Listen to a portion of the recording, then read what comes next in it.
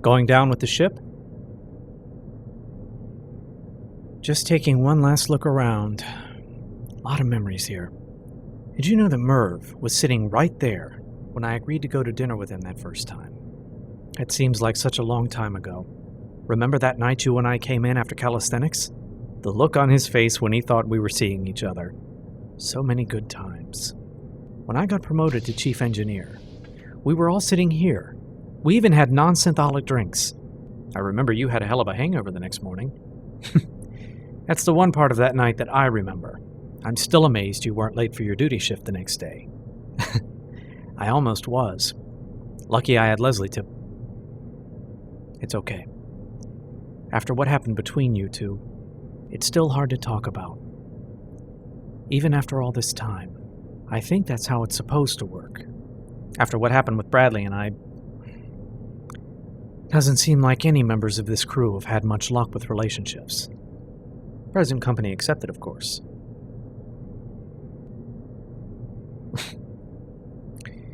So how long has it been since you spoke to her? Just over a year.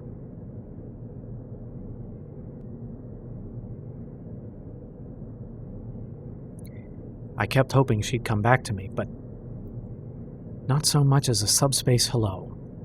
I understand she's supposed to attend the ceremony tomorrow. Bradley, too. Maybe a chance for both of us to patch things up,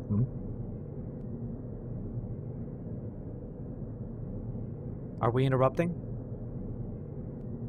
Mind if we join you? Please.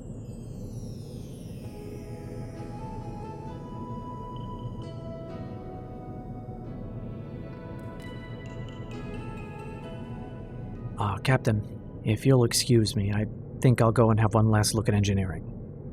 Excuse me. Renee! Doctor, go with her.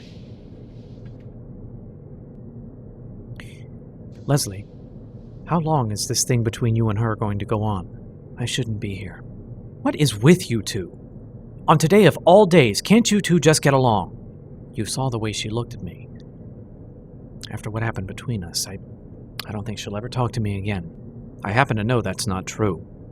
She still carries a torch for you. The last time we saw each other was when Captain Prentice was promoted. She wouldn't even look at me. It was still too soon. She took what happened pretty hard. She wasn't the only one. Maybe, but it's time to put it behind you. Jennifer's right. When you see her at the reception tomorrow, try to talk to her. You might just get that shot at redemption.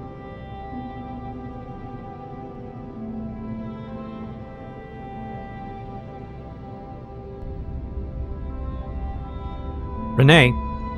Renee, wait! Renee, wait! Renee, give her a chance. Doctor, you of all people should appreciate what happens when a heart breaks. As much as I might want to, I can't. Now, if you don't mind...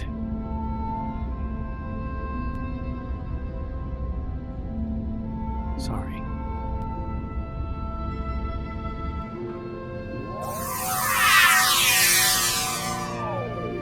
It's hard to believe we're really saying goodbye after all these years together. Let's not dwell on that. While we can, let's just try to remember the good times and think good thoughts about the future. I'll drink to that.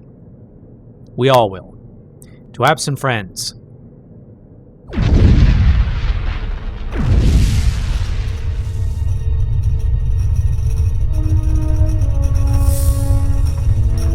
Get to the bridge. Now.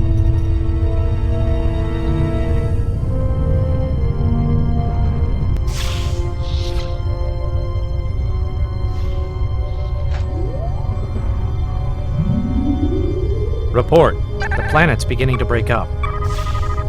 What the hell? These readings don't make any sense. Leslie, talk to me.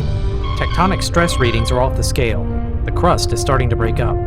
It's like the planet is simply disintegrating. That can't be. What was that? The planet's starting to break up. Torsional stress is starting to throw off debris. Some of it struck the station. How long do we have? At this rate, less than 60 seconds until the whole planet tears itself apart. We have got to get out of here. We can't just abandon the people on the station. Moorings are starting to buckle. Kendra, the people on that station are already dead. And if we don't get out of here now, so are we. I don't like it either, but there's nothing we can do for them. Release the docking clamps. Get us away from the station. Is Renee still in engineering? She is. Ronston and Mitchell, we need impulse power now. Already on it. Reactors at 40%. Why is it taking so long? The ship was about to be decommissioned. We weren't expecting to have to start them up again. We're clear of the station. Raising shields. Coming about to course 242, Mark 53. Impulse reactors at 64%.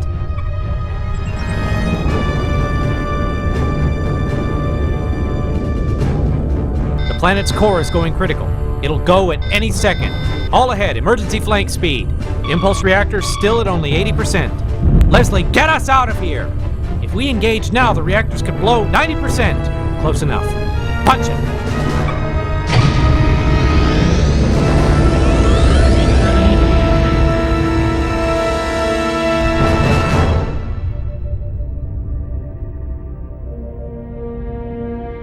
We're clear of the blast radius. Reverse angle.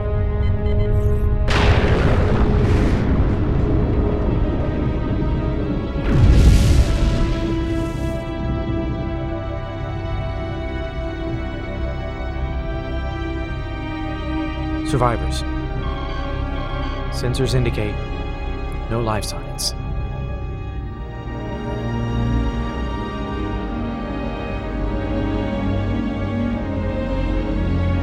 We need to find out what caused this. Get me Starfleet Command.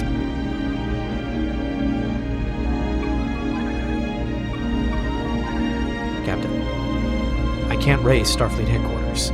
Try the emergency channels. I have. Twice.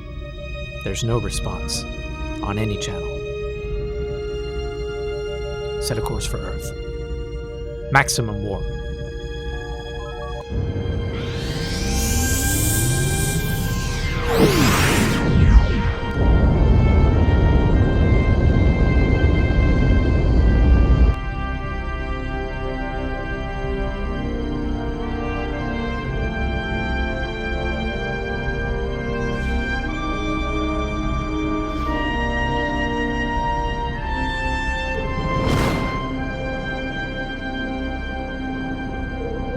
We're secure from warp speed. Now entering Sector 001.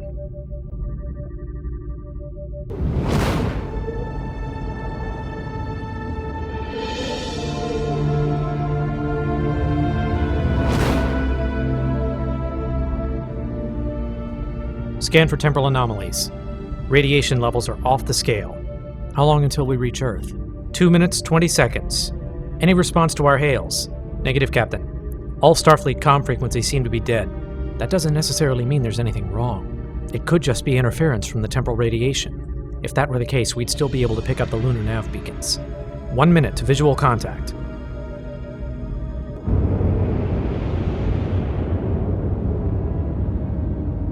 Any sign of activity at Utopia Planitia? Nothing. It's like the whole planet's gone dark. 30 seconds. Kendra, calm down. Stress is bad for your blood pressure.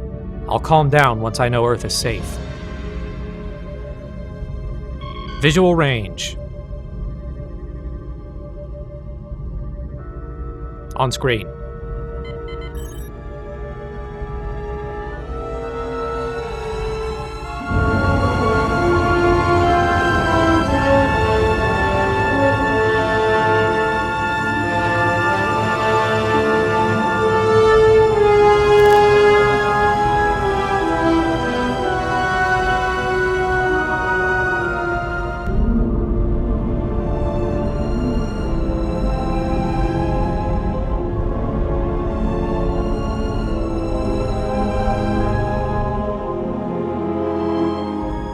Hell happened? It's the same phenomenon we saw in the Alphecca system. Some kind of temporal stress seems to have torn the planet apart. I've never seen anything like this. Jennifer, you're with me. Where are we going? Main shuttle bay.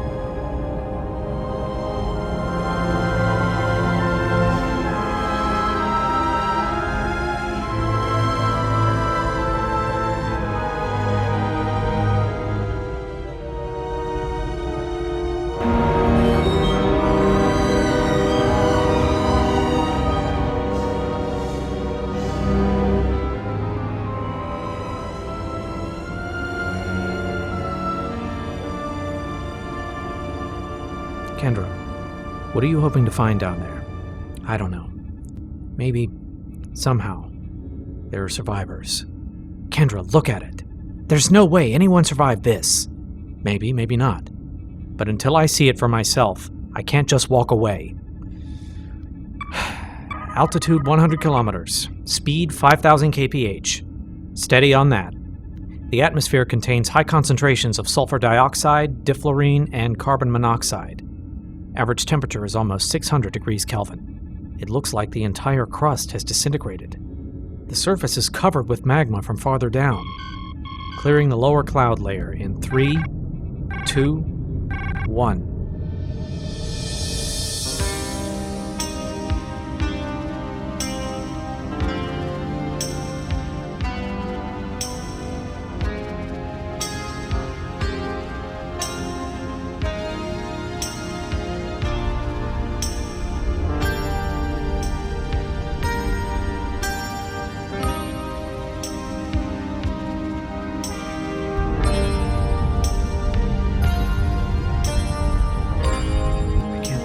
Nothing left. The whole planet just gone. Fall well to Captain Ronston. Go ahead, Doctor. Captain, another ship has entered orbit with us. Their commander is asking to speak with you. They say it's urgent. Put them through. This is Captain Kendra Ronston of the Starship Fitzgerald. To whom am I speaking? Kendra? Merv?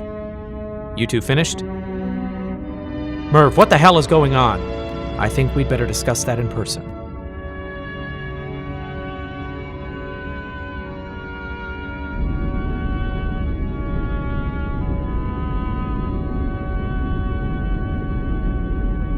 Shattered. From what we can tell, the entire space-time continuum throughout the Federation has been shattered somehow. What you saw in the Alphega system and here at Earth is being repeated all throughout the quadrant. What's causing it? I wish I knew. There are pockets of temporal instability all across Federation space, and from what we can tell, the effect seems to be spreading. There are only scattered pockets of the present left intact. Even in those areas, there's been so much damage to subspace, it's next to impossible to maintain a stable warp field. We found that out on our way here. Took everything we had just to make Warp 2. We still don't have an answer to the most pressing question. What do we do about it? I'm afraid we haven't figured that one out yet. We've tracked these distortions to their source, so that's where we start, and we'd better hurry. Our best estimates show that we've only got about 5 days before there's literally nothing left at the present. The 4 of you return to your stations, and start making preparations for a sustained warp flight. I want to be able to maintain at least Warp 7 until we reach our destination. I'll join you in a few minutes. Unless I'm mistaken, it still says Captain on my uniform. Move! That's an order!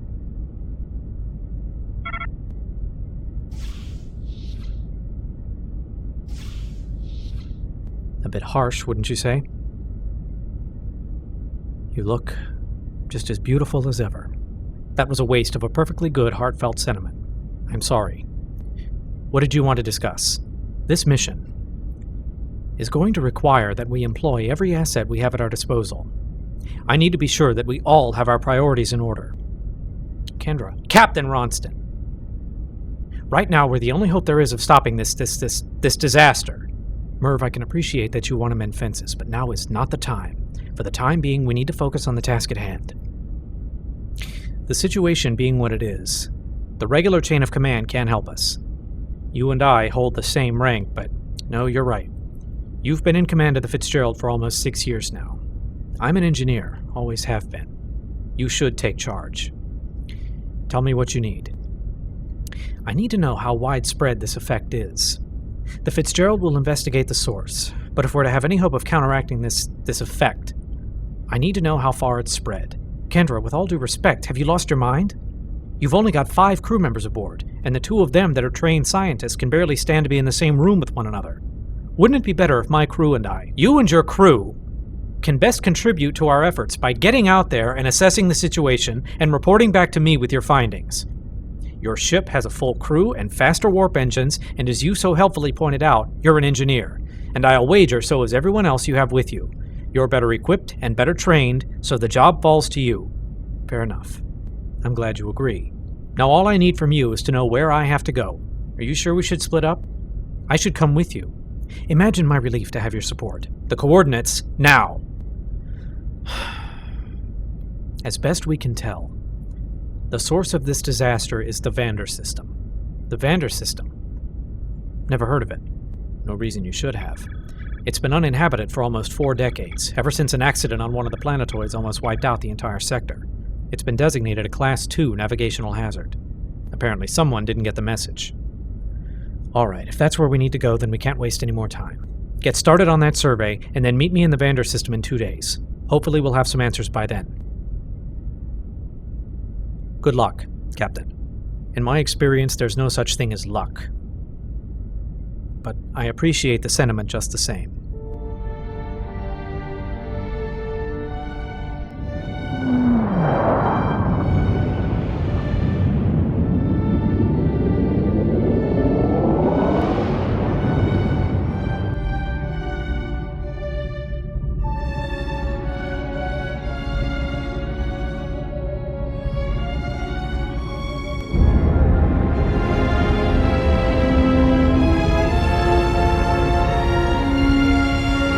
Approaching Vander 4.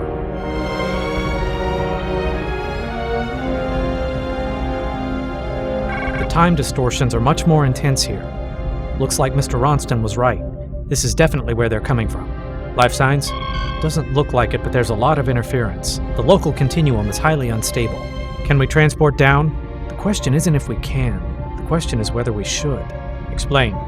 Whatever's happening has left that planetoid a mess.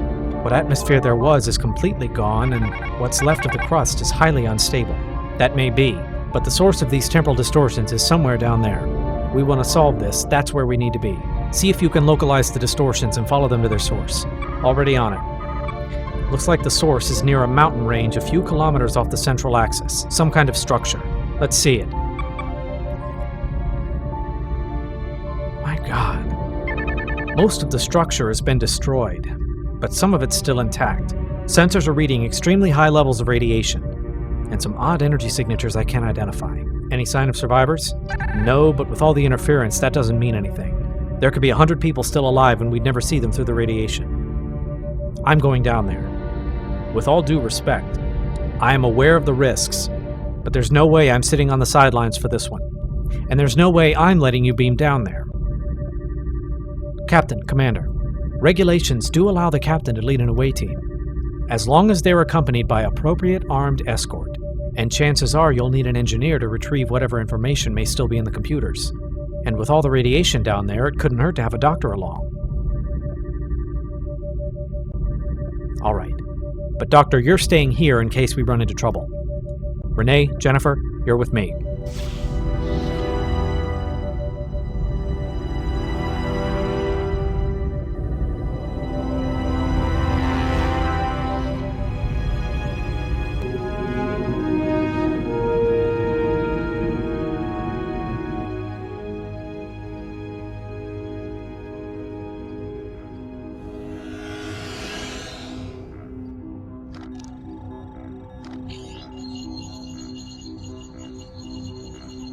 No life signs, but the radiation levels are so high they're interfering with my scans. Somehow I don't think there's anyone left who could pose a threat. I'm picking up traces of a strange resonance frequency. I've never seen anything like it. I have. We have a bigger problem than I thought. A lot bigger. You don't know the half of it. Bradley?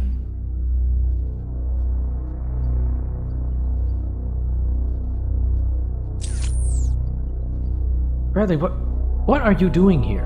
The same thing you are. Trying to find out what's going on. How did you get here? We weren't picking up any other ships in the area. This was too important for me to be anywhere else. Doctor, readings here are consistent. 3.47% displacement. Just as I expected. It's accelerating exponentially. Bradley, what's going on? We should discuss that on the Fitzgerald. Dr. Garr and I have a few things we need to finish up here. We have a shuttle nearby. We'll meet you on the ship in 20 minutes. Captain, you'd better take a look at this.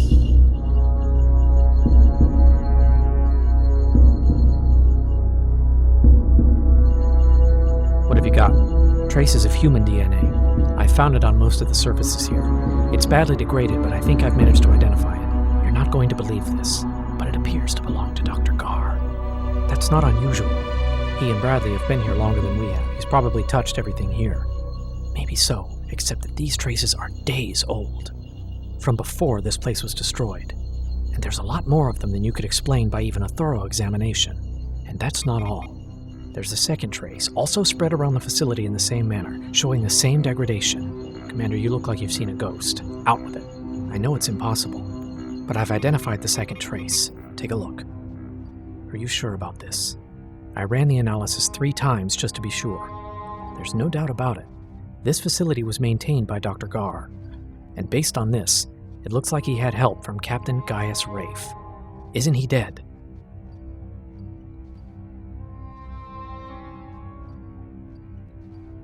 Yes, he is. Go back to the ship and have Dr. Falwell verify these readings. If this means what I think it does, we're in a lot of trouble.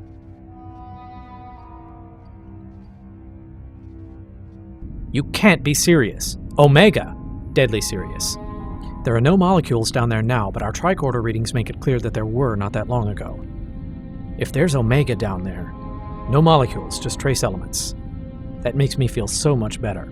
This situation is getting stranger by the minute, and I'm not sure I like what all the pieces of this puzzle are adding up to.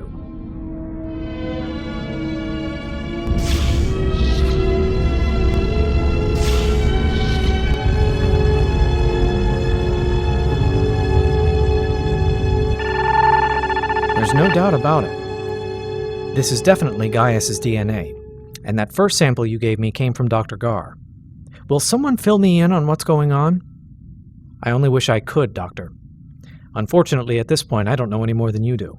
Doctor, did you find anything unusual in either of those 2 samples? There was a slight phase shift in the cellular RNA that I couldn't account for, and the DNA from Dr. Gar showed some pretty strange anomalies. Strange in what way? I'm not sure yet. I'll have to sequence the DNA to get a closer look. Shouldn't take more than a couple of hours. Get on it.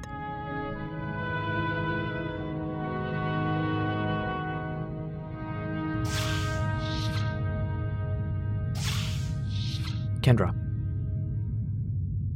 Gaius Rafe is dead. He's been dead for almost 17 years, ever since that mission into Dominion space. You know it, I know it. Jennifer, I don't understand it either.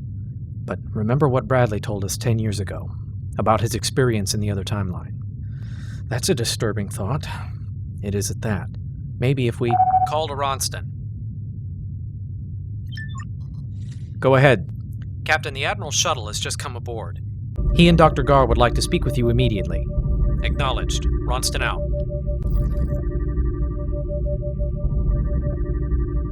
They don't waste time, do they? Lucky for us. Let's just hope they know more about what's going on than we do. Let's hope. Kendra, there is one other thing we should deal with. You're talking about Leslie. That's right. You're my acting first officer. I'd like to hear your opinion.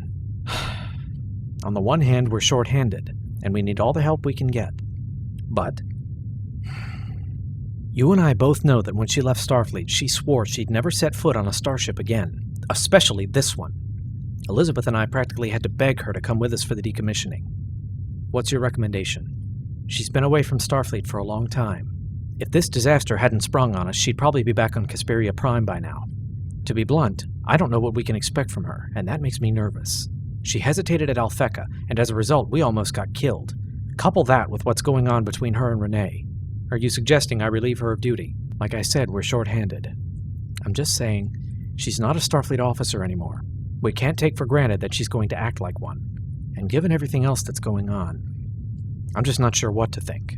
I understand your concerns. But the fact is she's here, and she seems willing to do her part, at least for now. That has to count for something. True. But I strongly recommend you sit down with her and have a conversation about the past. Or maybe I should say, about the future. Recommendation noted. But at the moment, we've got more important things to worry about.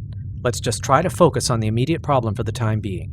We'll worry about Leslie when, and only when, she gives us a reason to. Agreed? Agreed. Good. Now, let's see if I can get some answers from our guests.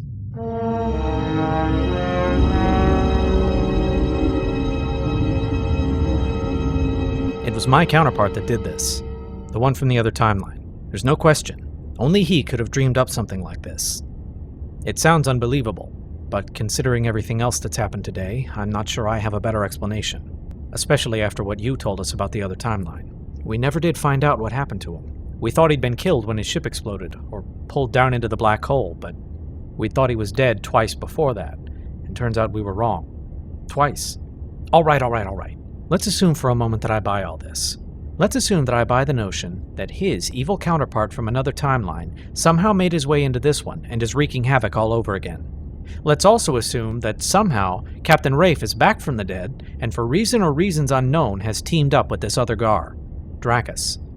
That's what he called himself in the other timeline. Dracus. Sounds like something out of a children's story. You said exactly the same thing. 10 years ago, when we were trying to figure out his true identity for the first time. And obviously I thought it was absurd in that timeline as well. Whatever Dracus has done seems to have caused irreversible harm to reality itself.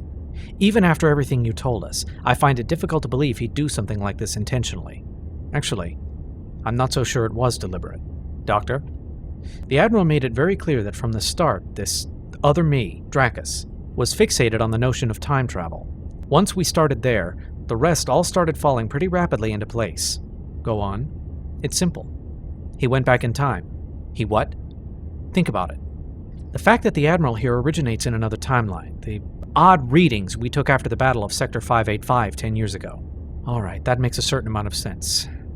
So how do we fix this? I don't know. I'm not my counterpart. I don't have the expertise to undo this. I know just enough to know we're in big trouble. Just not enough to know what we're supposed to do about it. Can you tell me anything that might be useful? You're not going to like this. Well, we can't repair the damage here, in the present. Things have simply progressed too far. But if we can't... I'll wait just a damn minute. It's the only way, and we're running out of time.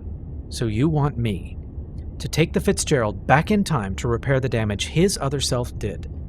By doing what, exactly? Our theory is that if we go back to a point in time before any of these changes occurred, we'll be able to intercept and spare me the theoretics. Out with it. We have to ask my past self for help.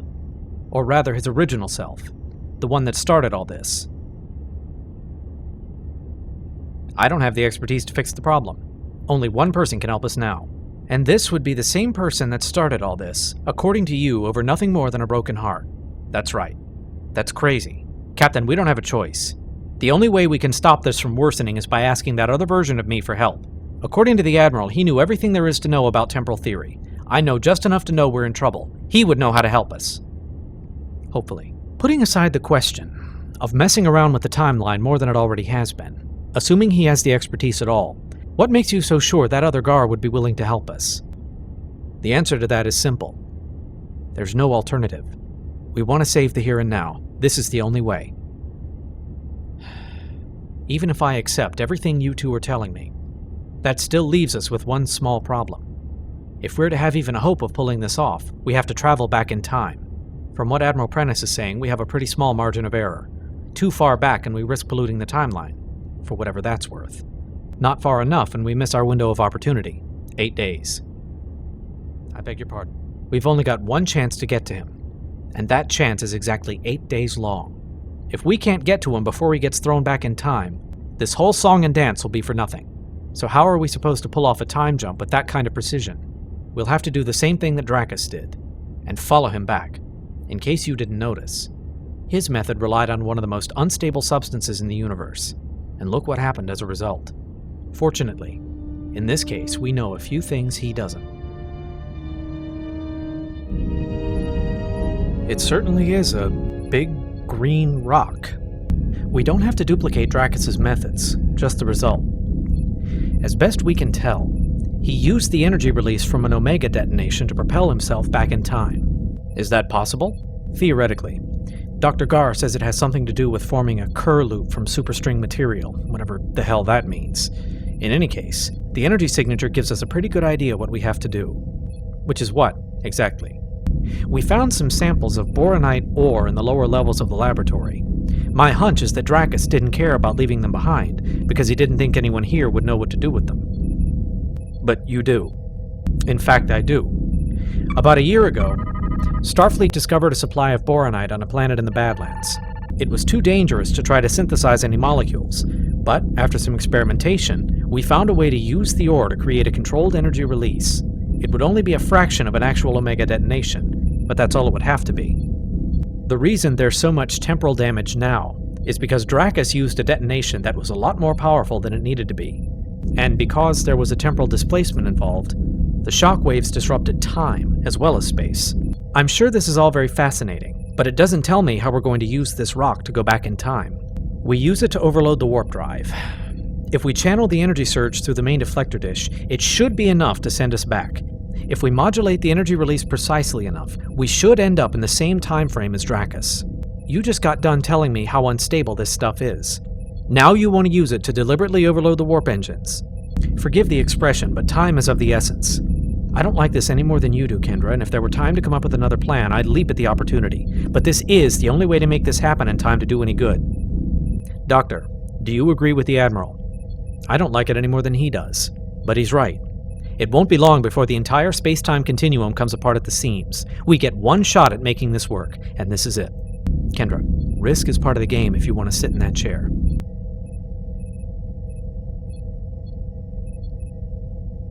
Make it so.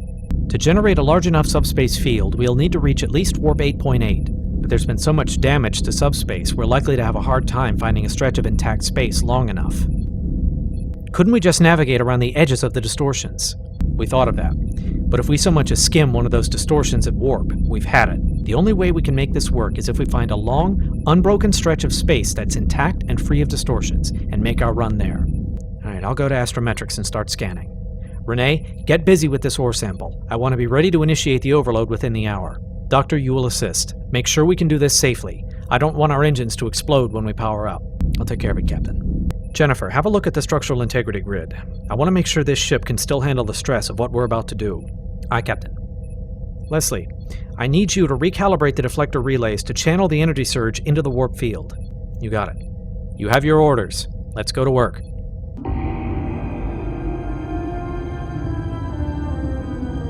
Captain's log, stardate 74825.6. With only 7 crew members aboard, it's been slow going. But after several hours, we've got the Fitzgerald as ready as she'll ever be for our trip back in time. That just leaves one question. Where we go next? The continuum is in worse shape than we thought. It's not simply that subspace is degrading. Other time periods are actually beginning to emerge into ours. My God, how bad is it? By my estimates, only 12% of Federation space is still intact. In Sector 315, it's now 2368, the early stages of the last Klingon Civil War.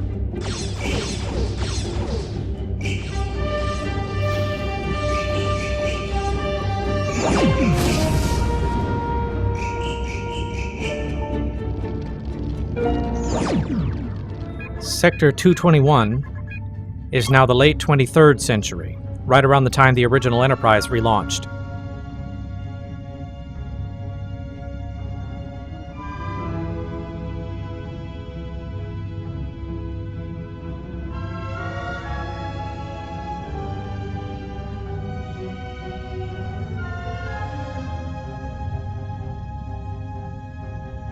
How many time periods have you identified so far?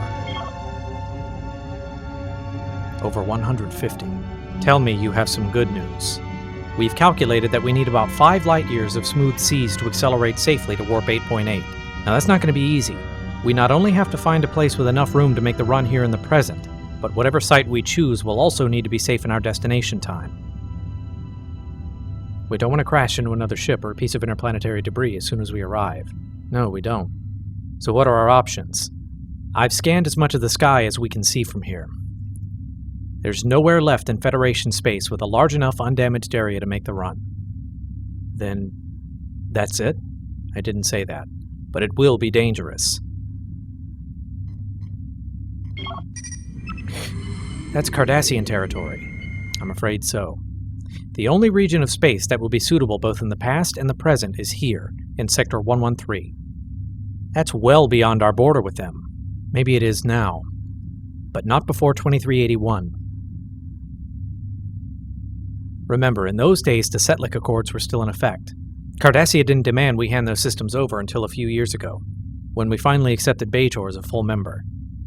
If only we knew then what we know now. In any case, this is the only site that's suitable both in the past and the present. We have to make our attempt there. By now the Cardassians will have scanned the area. They'll know that as well as we do. You don't honestly think they'd take issue with us crossing their border under these circumstances? We don't know that. But like the captain says, we don't have a choice. If we get spotted, the Cardassians won't be very happy with us. But if we do nothing, they'll be the least of our worries. Captain, shouldn't we wait for Mr. Ronston to get here?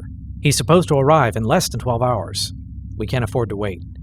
Even at Warp 7, it'll take at least that long to reach Sector 113, and by then it may already be too late. If we do our jobs right, everything will go back to normal.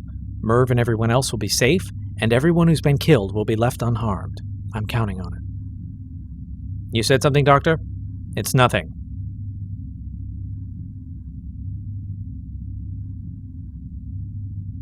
Leslie, set a course for Sector 113, best speed. Dismissed.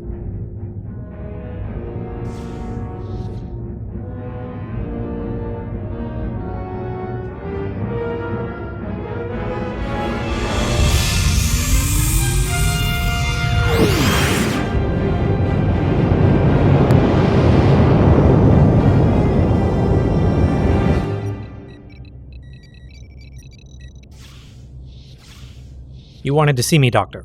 I finished my analysis of the DNA samples from the Vander lab. And it doesn't make any sense. The more I study this DNA, the more confusing it gets. The helixes all look like they've been torn apart and then patched together over and over again. And that's not all. There are traces of synthetic heavy metals that I can't identify. Sounds to me like Dracus is lucky to be alive. Based on what I'm seeing, I don't understand how he could be. Unfortunately, that's about all I can tell you.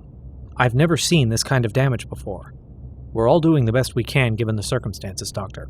I'll take any piece of information I can get, whether we know what it means or not.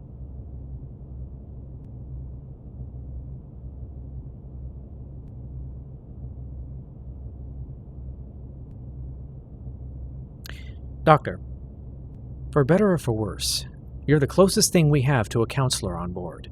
I suppose so. Kendra, what's wrong?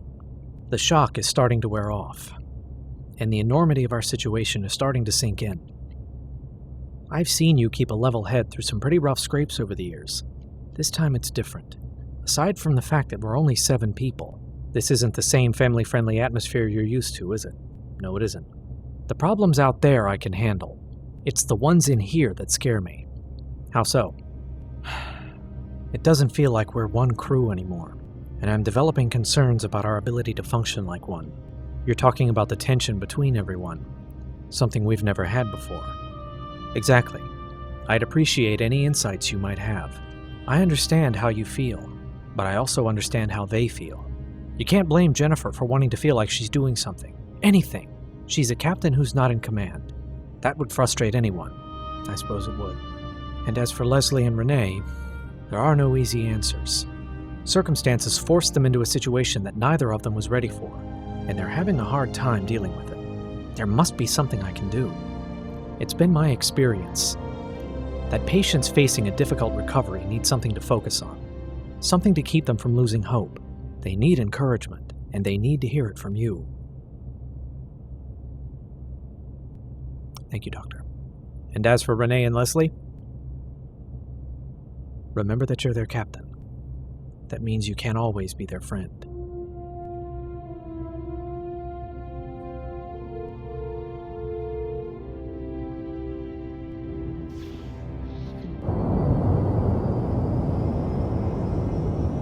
Encouragement. Encouragement. I can do that. I hope. Captain on the bridge. Status. Velocity is holding steady at warp 7.1. We'll cross the Cardassian border in just a few minutes. Any sign of activity from the Cardassians? Not yet, but I doubt it'll stay that way. Renee, are we ready? Boronite reaction chamber is online and standing by. I've also transferred engineering controls to the bridge. We can make adjustments from here. Good work.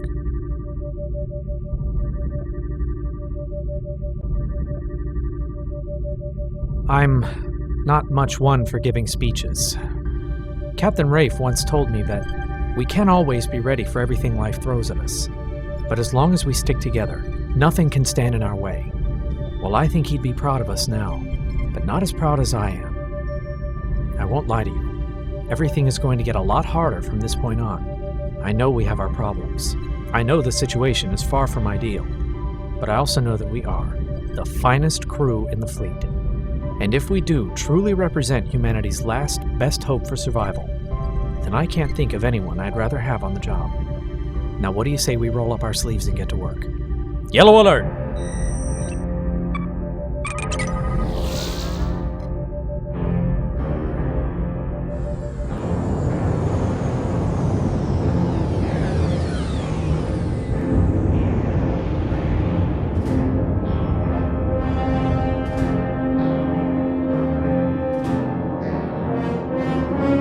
Any sign of Cardassian vessels?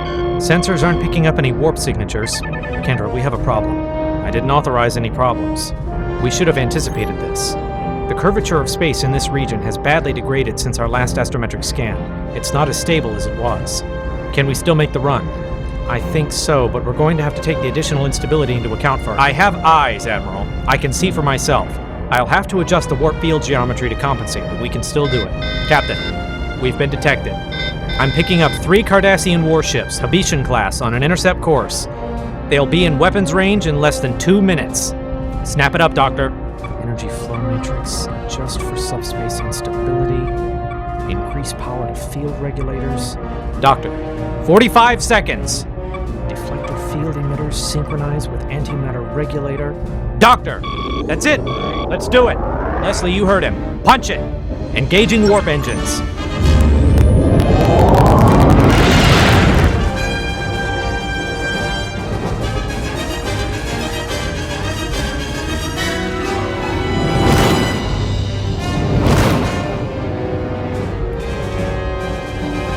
Velocity holding at warp 4. Heading 228 Mark 47. Steady on that. Begin acceleration at preset interval. I'll adjust field modulation as we go. Cardassian ships are closing. They'll be in weapons range in 35 seconds. Will we be able to hit warp 8.8 before they catch up to us? Negative. And it looks like we'll have to fight for it. Red alert!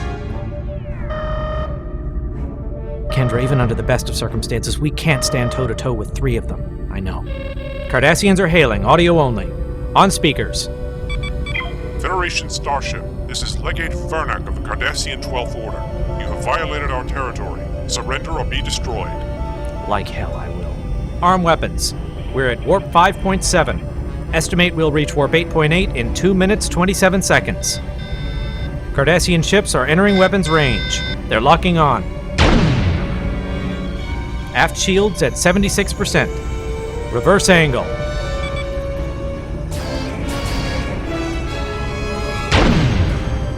Congratulations, Captain. You wanted them angry, they're angry. Warp 6.4. Shields at 52%. Damage to decks 2, 4, and 7. Aft torpedoes, full spread.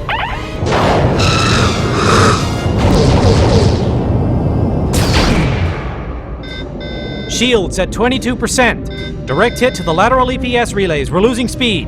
Attempting to compensate. Hit them with everything we've got. Full offensive salvo. Warp 7.1. Warp 7.2. Shields are gone. Warp 7.4.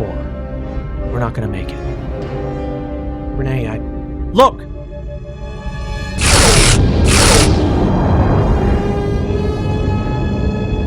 Hailing frequency, now. Channel open. Merv, what the hell are you doing? Rescuing a damsel in distress. We'll hold off the Cardassians. Go! Merv, you can't possibly... Go! The Wayman is drawing their fire. The Cardassians are breaking off. Good work, Merv. Can we still make warp 8.8? It'll be rough, but we can do it. And let's do it. Everybody, hang on to something. Warp 8.2. Warp 8.3. Hull integrity at 70% and falling. I'm increasing power to structural reinforcement. Warp 8.4. 8.5. Hull integrity at 55%. 50. Keep it together, Renee. 8.6. Captain, we don't have enough power to make 8.8. The power grid has been badly damaged. Transfer all available power to the warp drive. Take it from life support if you have to. 8.7. 8.72. 0.4. The Cardassians are reversing course. They're coming after us again. The Wayman has been destroyed. 8.78. 0.79. Everybody hang on. Fahrenheit radiation levels are rising. Warp 8.8.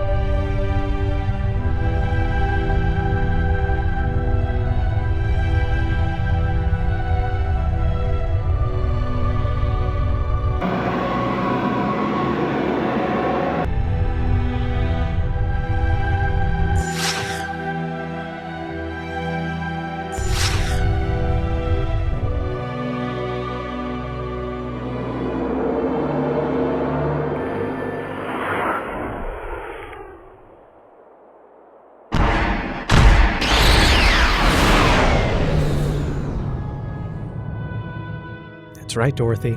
It was all just a dream.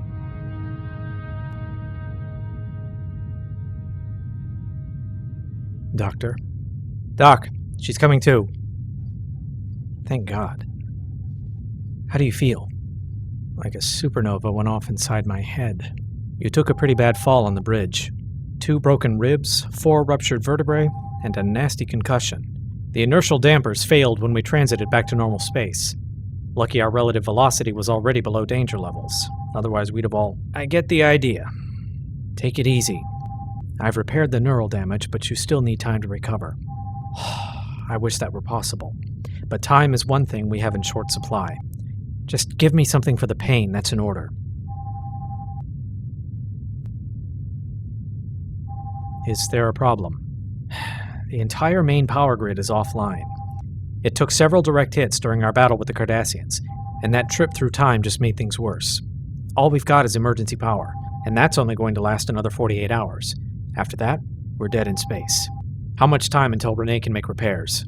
You'd better talk to Commander Mitchell about that. She and everyone else are in main engineering. Tell me we at least have turbo lifts. One small bit of good news. I don't think anyone was too thrilled at the prospect of crawling through 47 decks of Jeffries tubes. Thank heaven for small favors. Your equilibrium is going to be off for the next few hours, and those ribs are going to be tender for a day or two. Without the medical replicators, I'm afraid I can't do much about the pain. I've endured worse.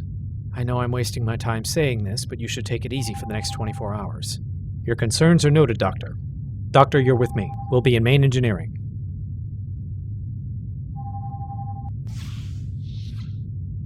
No problem. I'll just wait here. Doctor, tell me you have some good news. Is that in order? Yes. Oh. Well, we're alive, for one. Barely, by the sound of it. Where are we? Leslie managed to use emergency thrusters to get us into the Azure Nebula. We should be safe from prying eyes, at least for the time being. Where'd we end up? According to the time-base beacon at Starbase 218, the current stardate is 52437.2. 1432 hours, in case you were wondering.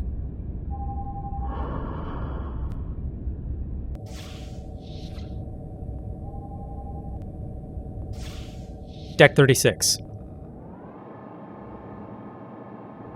I don't think I ever thanked you. Thank me. For what? For your assistance. We wouldn't have made it this far without your help. Think nothing of it. I didn't have a choice.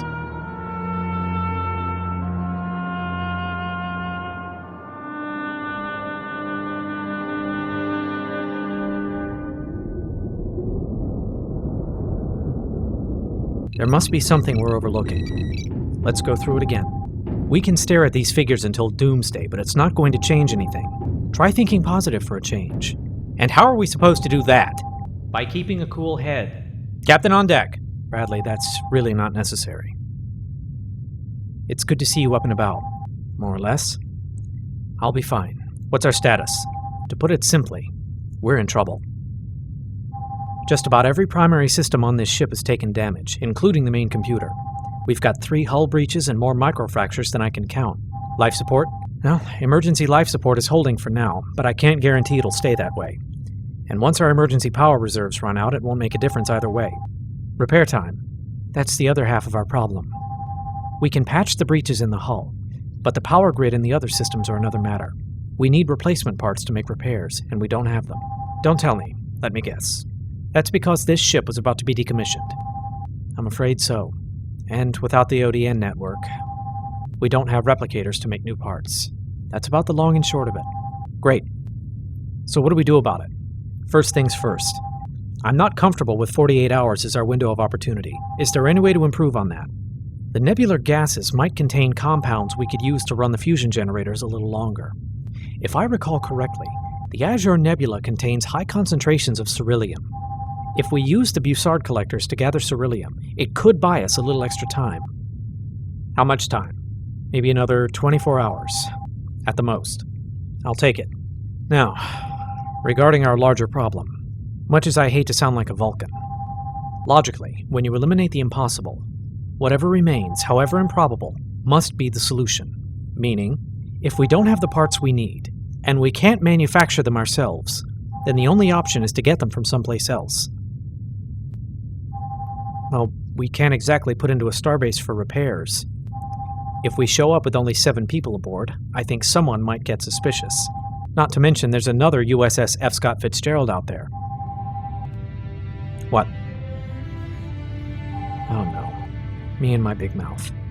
Jennifer, it's not as if there's a better option. You're telling me we have to sneak aboard our own ship to get spare parts. That's absurd. It's dangerous. It's risky. And we're going to do it, aren't we? And you were afraid this would be dull.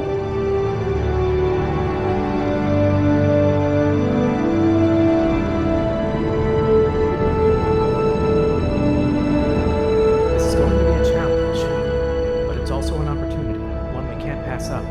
How do you figure? We duplicated Dracus's experiment and wound up here. That wasn't by accident, so we know he's after something in this time period. We just don't know what. In the here and now, our past selves are just coming back from the Gamma Quadrant. They're at Deep Space Nine for some R&R. It's right around this time that they learn the truth about Dr. Gar for the first time. Dracus. He may look like me, he may sound like me, but he's not me. Don't call him by my name ever. I'm sorry, Doctor. The point is, that's as good a place as any to start looking for answers. I hate to bring this up, but what if we're discovered while we're over there? Wouldn't that run the risk of changing history? History has already been altered. Twice. Believe me, the timeline I came from was an absolute nightmare. And our present isn't much better. It goes against everything I believe in to say these words, but trust me, any history that leads to that outcome isn't worth preserving.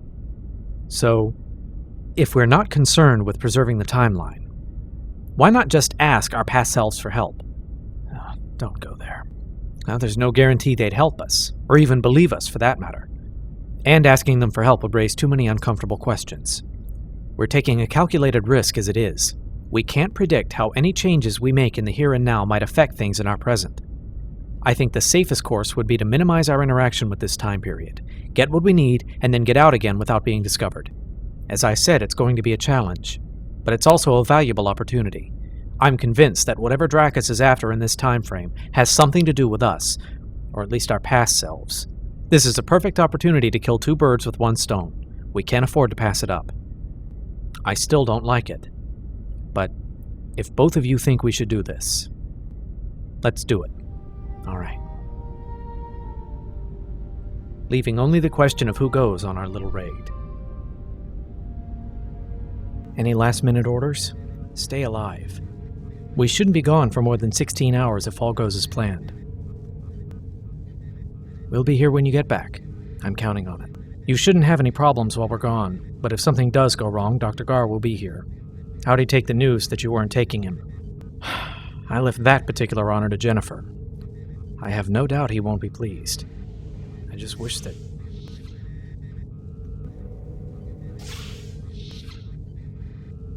Something I can do for you, Doctor.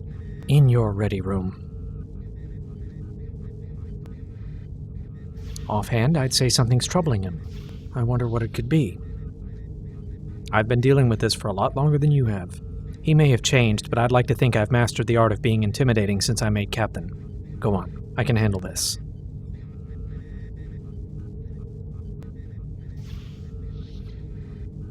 Doctor, you have the bridge. You neglected to give me a spot on the away team. That's right. Do you want to tell me why? Doctor, I'm really not sure this is the time. Don't give me that. I want to know why I wasn't given a chance to participate in this mission. Elizabeth needs someone to help maintain the ship while we're gone. A crippled starship holding position inside a supernova remnant does not require my expertise. Not for the few hours we'll be gone. Try again.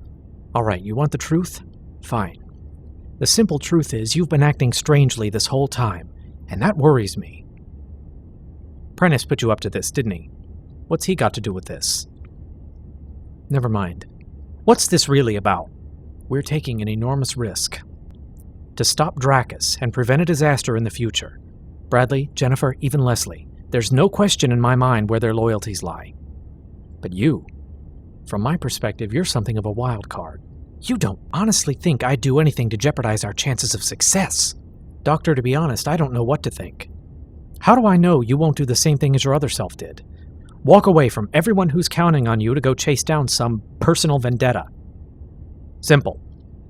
I'm not him. Forgive me, but that's hardly convincing. I remind you, the Admiral and I were prepared to do this by ourselves.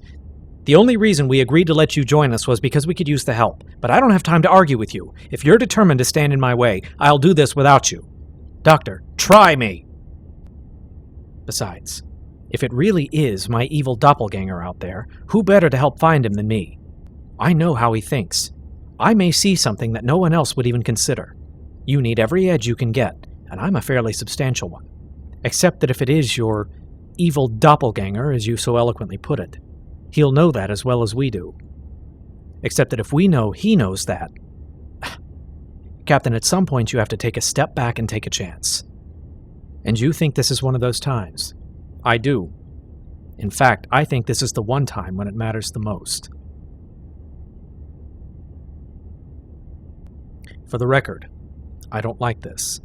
And I'm still not entirely sure I trust you. But given the... Yeah. Let's skip the melodramatic hand-wringing and get to the part where you say yes. Doctor, what's happened to you? You've always been impatient and demanding, but you've never been this adversarial. And you want to know what's changed. Can you blame me? It would make me feel a lot better about you being involved if I knew what your stake was in all this. Same as yours. All those hapless, innocent lives. I don't buy it. Fine. You want to know what my stake is in all this? I'll tell you.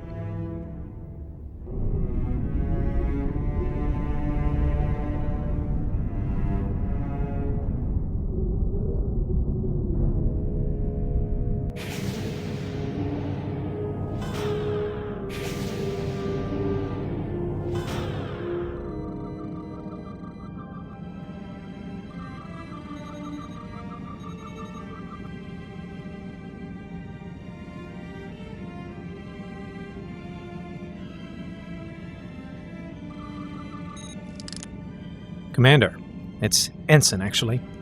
If we're going to venture among the locals, might as well blend in. What's your status? I think we're ready. I've remodulated the warp engine so we'll look like a vessel from this time frame. Unless someone gets curious enough to do an internal scan, it should fool just about anyone we encounter. Good. I've also reconfigured the transporter so we can beam onto the ship without being detected. We won't be able to transport site to site, but I can at least get us there and back. What about communications? I've designed our comm badges to use a triaxulating subspace carrier wave, which in theory should be undetectable by their sensors. But we should still maintain communication silence unless absolutely necessary. Excellent work, Commander. Kendra, is something wrong? Let's take a walk.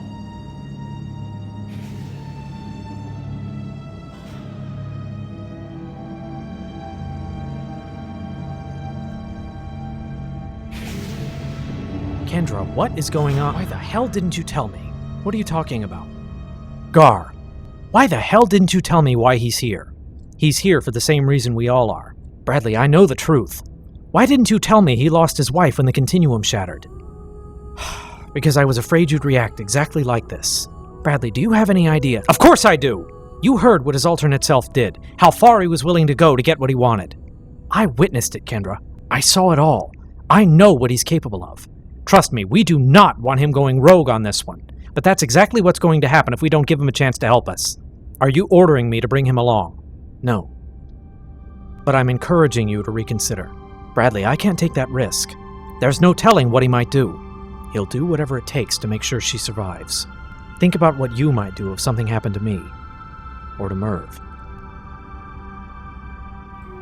When he found me and asked me for my help, he was desperate. I told him the only way to do that was if we repaired the damage to time and space. I'd help him if he'd help me. So he agreed to help us repair the damage to our present, because he believes it'll restore his wife. Bradley, what if you're wrong? Dr. Gar is feeling the same thing we all are, shock and horror over what we witnessed in our time. But for him, the situation is a lot more complicated, and we both understand the reason why. The person who made him a monster in another history brought him happiness like he'd never dreamed of in this one. The sense of loss he's feeling is beyond words, and all he wants is to feel like he's doing something, anything, everything, to bring her back. Anything less, and he's betraying her memory. I know you understand that. Bradley, how can you be so sure he won't put his own interest ahead of ours? I mean, who's to say he won't take matters into his own hands the first time he senses an opportunity? He's not Dracus, Kendra. We all want the same thing. We're all in this together. But for him, it's deeply personal. And with so much at stake, he won't do anything that might jeopardize our success. I guarantee it.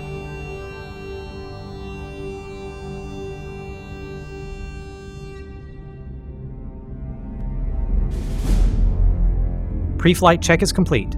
We're ready to launch. Closing the aft hatch. Shuttlecraft Reichert to bridge. Depressurize the shuttle bay and open the launch door. Aye, Captain.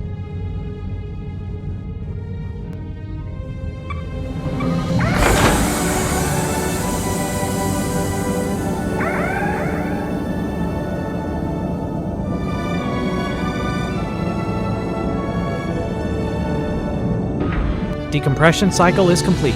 You're clear to launch. Godspeed, and good luck to everyone. We'll see you in 16 hours. Ronston out. You okay? It's nothing. I'm fine. All right then. Engaging thrusters.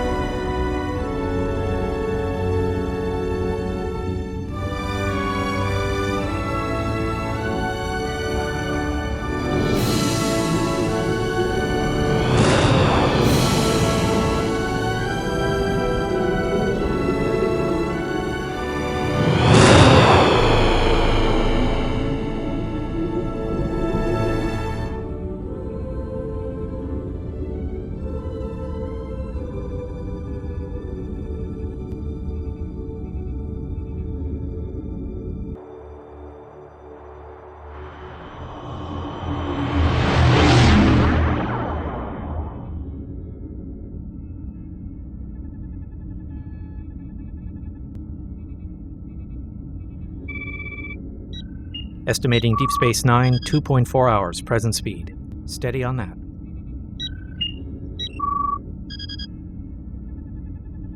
That uniform looks good on you. What? Just making an observation. Starfleet uniform looks good on you. Thank you. I just want you to know how impressed I've been with how you've handled things since all this began. I did what I had to do. What anyone would do. Humanity's in danger, I'm doing everything I can to save it. No. You've done more. Captain, I'll do everything I can to make sure we do this. But when it's all over, you'll what? Go back to being a Dabo girl on Casperia Prime? Waste away in a Ferengi casino when you have the potential to do so much more? Kendra, what do you want from me? Admit I made a mistake? That I wish I could take it all back? There are some mistakes you don't need time travel to fix. I left Starfleet for a reason. And that reason hasn't changed, but your feelings have. Captain, I don't belong in Starfleet anymore, and we both know it. What I know is that you left Starfleet because of what happened between you and Renee. I kept tabs on you, you know. You've had a turbulent couple of years, haven't you? What the hell? That business in the Quailer system. Public intoxication, inciting a brawl, assault on a security officer. And that was only 6 days after you left. It took me a lot of effort to convince the local authorities not to press charges. I wondered about that. Thought I was just lucky. Then there was the incident on Ryza. Cost me a bottle of Rigelian whiskey to get you out of that one. Keeping you out of trouble almost became a full-time job. You were looking out for me. After the things I said, after everything that happened. Why? Because that's what you do for family. You look out for them and you protect them. And never turn your back. No matter what.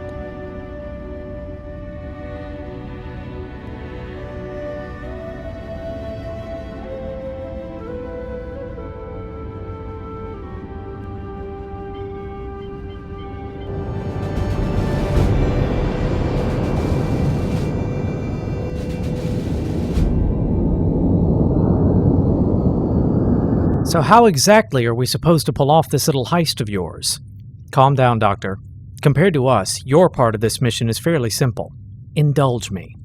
In this time frame, Leslie and I are just ensigns, so we're the only ones who can move around the ship without attracting attention. We're going to beam aboard, secure the supplies we need, then transport them, and us, back to this shuttle, and then get the hell back to the Azure Nebula. Good plan.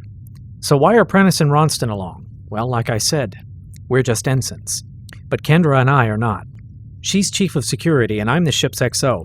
If Leslie and Jennifer run into problems while they're over there, then you and Captain Ronston can ride to their rescue. And me? You'll have to pose as a member of the crew. If Dracus has been here, you'll have to access the ship's computer to find out. Piece of cake. Piece of Alteran crumb cake. Getting in is the easy part. But while you're poking around, you'll have to avoid attracting attention and avoid the security subroutines. Don't worry, I can handle it. Let's hope so. So, I don't suppose it's occurred to anyone that we can't just hover off the station like curious onlookers, nor can we dock in a shuttle bay. Doctor, you worry too much. Don't forget, from our perspective, the occupants of this time frame are 2 decades behind the times. We've decided to set down directly on the hull of the Fitzgerald, someplace we won't be disturbed. As long as no one picks up our power signature, we'll be completely safe. See, it's that tiny sliver of doubt in your voice that worries me. After the fuss you made about not getting left behind, I should think you'd be a little less squeamish about taking risks. You'd think that, wouldn't you? All right, you two. Let's just try to keep focused on the objective here, shall we? Anything you say. If you 3 don't get up here, you're going to miss it. On our way.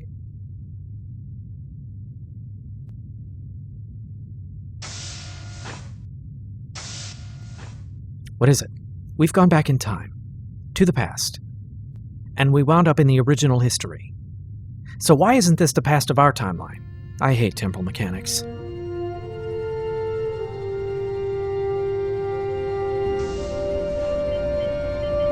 I didn't want you to miss the big moment. What moment is that, exactly? Destination in sight.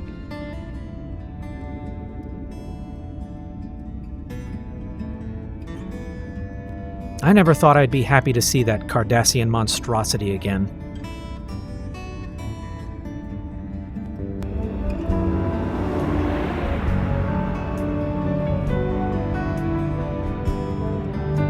It never gets old, does it?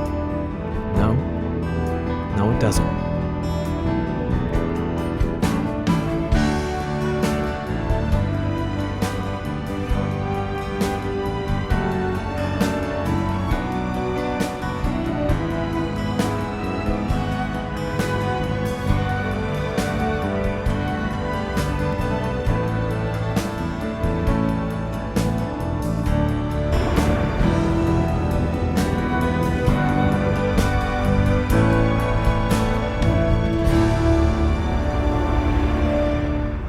We should set down on the aft superstructure, port side of the ventral nacelle strut. Agreed. Leslie, put her down easy. Aye, Captain. Landing struts down and locked. Standing by inertial dampers.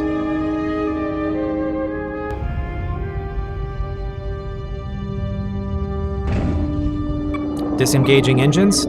Securing thruster exhaust. We're down. And with that gentle touch I've heard so much about. Well, what are we standing around for? Let's take a walk down memory lane.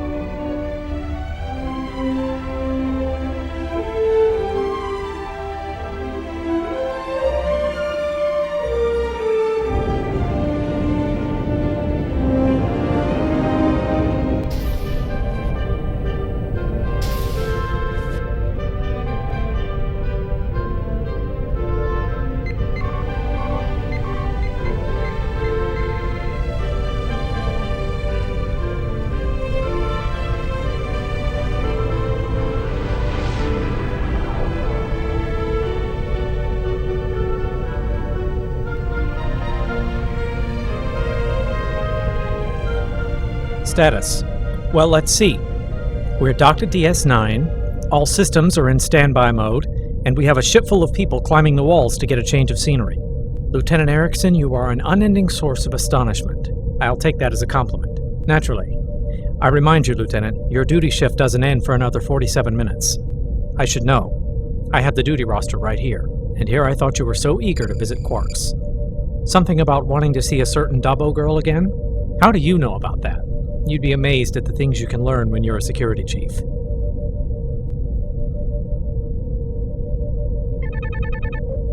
What is it? I'm not sure. It looked like some kind of energy surge, but it's gone now. Mr. Garrett, it looked like a brief Nadion particle surge, very faint. Can you localize it? It didn't last long enough to get a precise fix.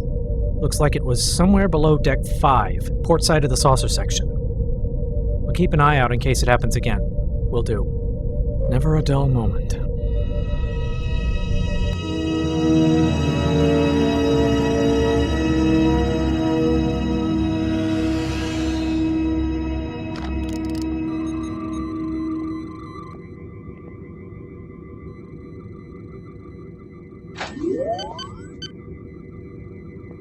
No sign we've been detected. Internal sensors are still on standby, and I'm not picking up any active weapon signatures nearby. Also, the intruder alert doesn't appear to be going off. There's that. Leslie, what's in these containers? Looks like it's mostly liquid hydrazine. We, or rather they, are scheduled to drop it off at Starbase 218 at the end of the week. An appointment they'll never keep, thanks to our doctor friend. Let's not forget, he and I are different people. Alright, here's the plan. The parts we need are in Cargo Bay 11. Now that's on the far side of the saucer section, so one of us is going to have to get there. One of us. We can't use the transporters on the shuttle to beam the supplies over. That means we have to use the ones here on the ship. Now that's going to be tricky. There are dozens of security measures we have to bypass. So what do? We need to reroute transporter control to the cargo bay, and reconfigure the transport sensors and power grid to avoid detection. We can access the power relays from the Jeffries tubes on Deck 19, but the only place we can access primary transporter control is on the bridge. One of us has to go up there. Well, it definitely can't be me. Any time now, this crew is going to find out what my past self is up to. After that, I become public enemy number 1. I'm not sure I should go either. Not as long as Lieutenant Erickson is on duty. I'll go. In this time frame, I'm a junior astrophysics officer. No one should take any notice. Alright. You go to the bridge and make the necessary adjustments. I'll go to the power control junction on Deck 19. What about me? Getting into the main computer isn't going to be easy. You'll have to locate a computer terminal that's not in use and out of public view. Any suggestions? In this time frame, the lower decks are mostly unfinished. If you can get to a comm panel on Deck 42, you should be able to access the main computer without attracting attention. Good thinking. Kendra's better at this whole inspirational speech thing than I am. Let's just get the job done and get the hell out of here. A lot of people are counting on us back home. Let's do this.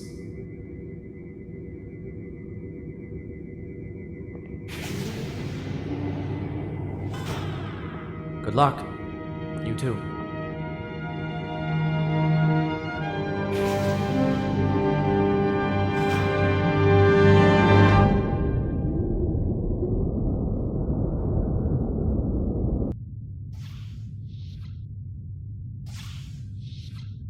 Getting lonely up on the bridge? If I stared into those clouds for one more minute, I was going to dissipate. How are we holding up? Emergency power systems are stable for now. Ceruleum from the nebula is definitely helping. Well, that's good news. How are you holding up? Truth be told, I'm exhausted. I've been trying to cannibalize some of the secondary systems to see if I could make some repairs, but you're worried about her. What? Leslie, I'm worried about all of them. Renee, it's time you two stopped dancing around each other. When all this started, you told me that you were suffering from a broken heart. I know how hard that can be, but the answer isn't to push away the one person who can make it right. This is hardly the time to be worried about things like that. We have a mission to complete. On the contrary, there's no time like the present. Doctor, Renee, my diagnosis is that you are suffering from a debilitating cardiac trauma, and my prescription is Leslie Call. What am I supposed to say to her? Tell her you love her. Tell her you hate her. Tell her anything. Just talk to her. You've got a gaping open wound right here, and it's time you did something about it. Do I have to? Doctor's orders.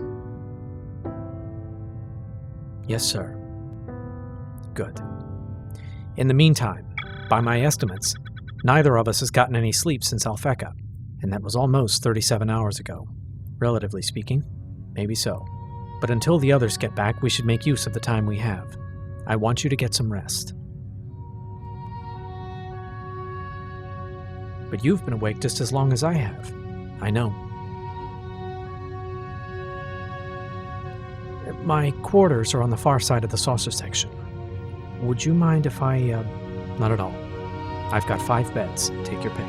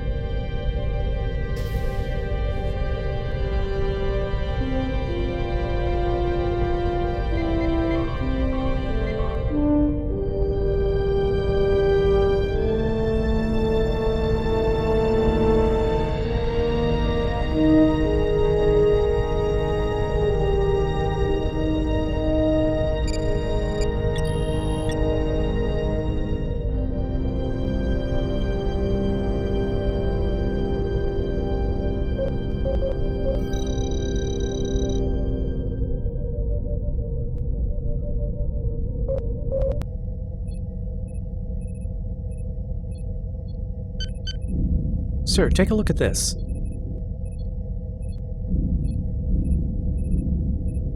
What is it, Ensign?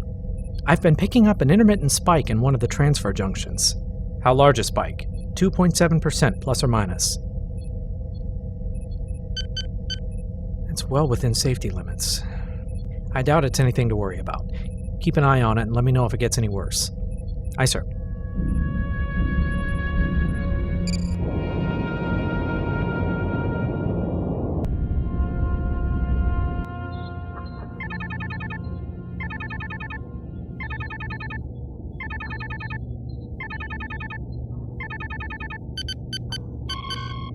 We should have anticipated this. Garda Hargrove. Go ahead, Doctor. Someone from engineering just ran a trace on the systems you're rerouting. Proceed with caution. You may have been detected. Yes, sir. What's your situation? Not as far along as I'd like. Since the ship is docked, most of the main power grid is inactive. That must be why they're reading what should be a negligible variance. That makes sense. What about you? Learned anything? I've scanned the entire ship for Dracus' biosignature. If he was here, he's not now. I'm looking through the computer records now to see if I can spot anything unusual. Keep me informed. Hargrove out.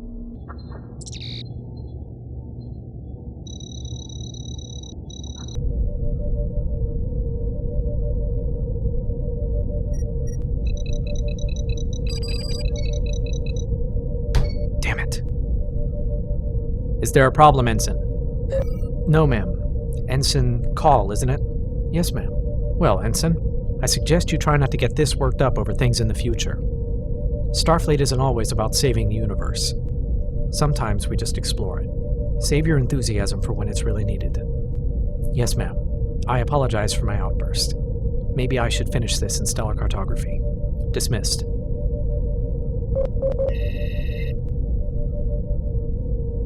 And Ensign, don't let it happen again. Understood.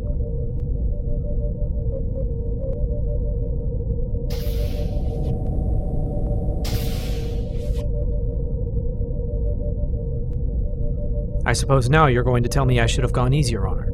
I'd never be so presumptuous, Lieutenant. Call to Hargrove. We have a problem. I could get into the computer, but I couldn't access any of the command systems. Because in this time frame, you're just an ensign. That about sums it up. Jennifer, is there anything you can do? Anything I could do would run into the same problem. I could try bypassing the security protocols manually. The only way to do that is from inside the main computer core. There's no way we can get anywhere close to that without getting spotted. Doctor, can you create a workaround? Not if you want to stay inconspicuous. I'm afraid there's only one real option. Is there no alternative? I'm afraid not. All right. Leslie, you and Jennifer get to Cargo Bay 11 and start identifying the supplies we'll need. Doctor, maintain your position for now and keep looking. Admiral Prentice and I are coming aboard. Acknowledged. You do realize the second either of us enters our command code, it's going to show up on the computer. And if either of our past selves are already logged in, it could trigger a security alert. That's why we're both going. While I'm helping the away team, you have to get to engineering and make sure that doesn't happen. You want me to distract Merv. You're the ship's first officer. Improvise. We're doomed.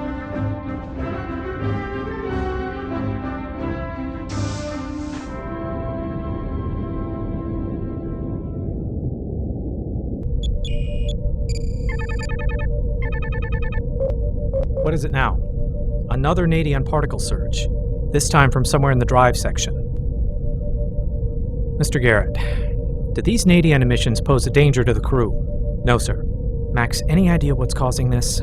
Space-time in this region is heavily distorted thanks to the wormhole. It's possible this is a natural phenomenon, and they'll subside on their own. All right, but I have a bad feeling about this. Do you think we should alert the captain? Not until we have something more concrete to tell him.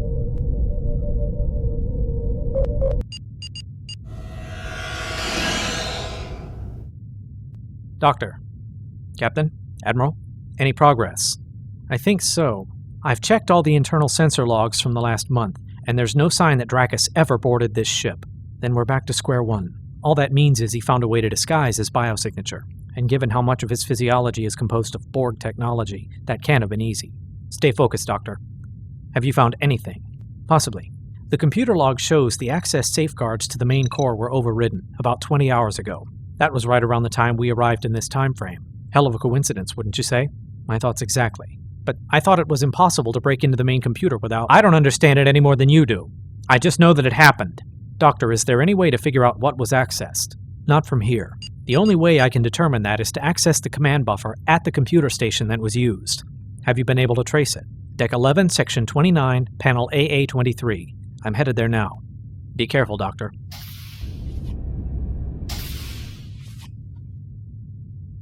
Now that we're here, we'll have to be extremely careful. You're sure you wouldn't rather be the one to try and distract Merv? Bradley, to be honest, I don't think I could maintain my composure. After Merv sacrificed himself in the future to save our lives. Say no more. I'll take care of it.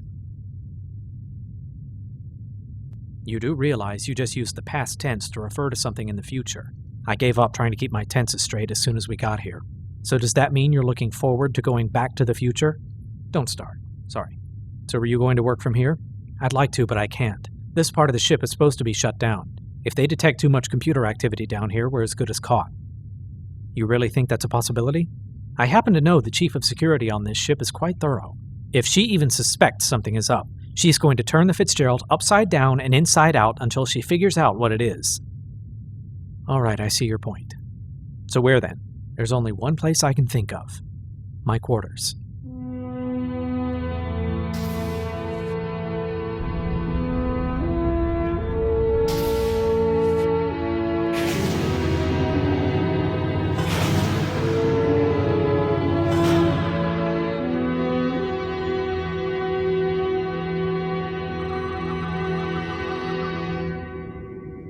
We're in luck. The internal sensors are still on standby. We just might pull this off after all. Let's not count our drinks before they're served. I still don't have transporter control. Call up the cargo manifest. Let's get started.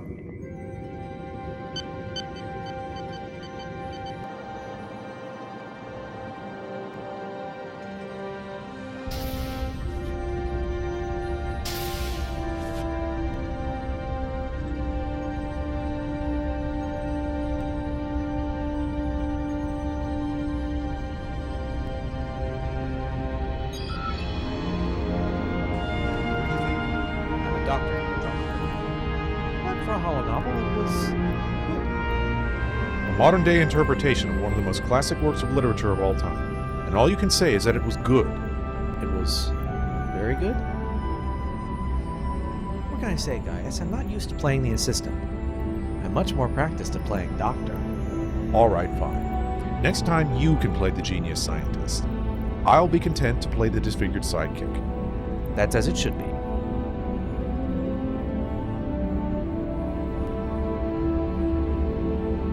Have you read the book itself? Not all of us share your fascination with ancient fairy tales. Fairy tales! Mary Shelley is one of the most celebrated authors of her time. Frankenstein is a work we should be able to appreciate even today.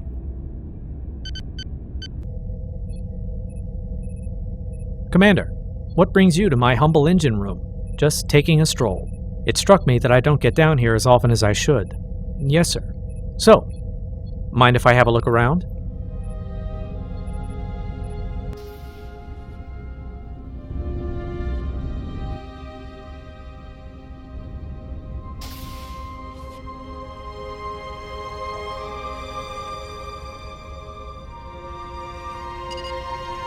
Computer. This is Lieutenant Erickson. Enable primary transporter control from Cargo Bay 11. Authorization Erickson 88 Zeta 1. Security authorization accepted. Good. Confirm that transporter power to Cargo Bay 11 has been rerouted through primary life support. Affirmative. Good. So how did we do on engine efficiency on the trip back? Warp engines held up pretty well for their first outing. We only dropped below 95% efficiency twice. Good work. Sir.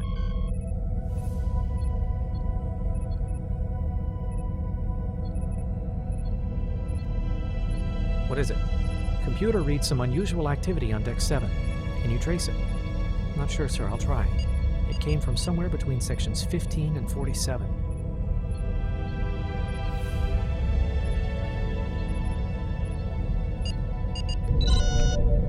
Now what?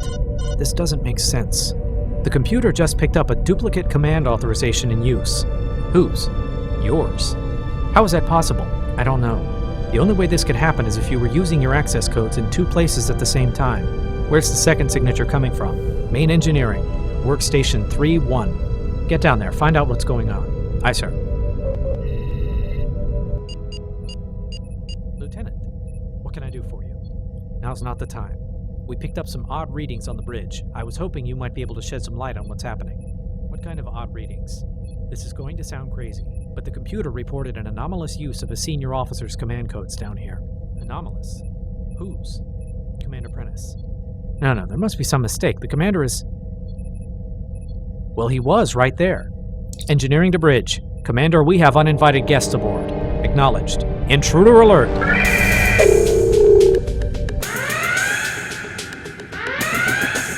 Prentice to Ronston. Our cover is blown. Fall back to Cargo Bay 11. Repeat, Cargo Bay 11. Acknowledged. Ronston to Gar, we've been discovered. Get to Cargo Bay 11, we're leaving. Understood.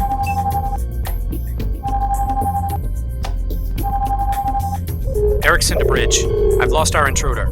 Stand by, Lieutenant. We're running a sensor sweep now. So far, the internal security net's not picking up anything out of the ordinary. They may be posing as members of the crew. Activate thermal sensors. Anything anomalous, it's a good bet those are our hostiles. Stand by. In the meantime, we should post security teams in every transporter row. However they got here, I'm not going to make it any easier for them to leave. Agreed. Ensign Hargrove, you heard her. Me, sir? But I'm not. Ensign, either carry out my orders or I'll find someone who can. Aye, sir. Doctor, are you all right? I'm fine. Those our supplies? Everything we need, plus spares. Okay, Kendra. Sensors show 5 unidentified heat signatures aboard. Where? 2 of them are in turbolifts headed to Deck 19, and 3 more in Cargo Bay 11. Engineering was monitoring some odd power spikes in the EPS junctions near there. That's where they're going. I'm on my way. Commander, what is it, Ensign? Sir, I've been trying to shut down power to the transporter in Cargo Bay 11, but I can't. Power to that system has been rerouted through life support. I can't shut it down without deactivating the entire life support system. Bridge to engineering. Ronston here, Commander. I need the transporter in Cargo Bay 11 offline, and I need it now. Aye, sir. Admiral? Relax, Doctor, it's us. Status. Everything we need is in place. We're ready to leave. I've locked onto the shuttle. You two, on the pad. Doctor, we don't have time to debate this. Move! Prentice to Erickson. Go ahead.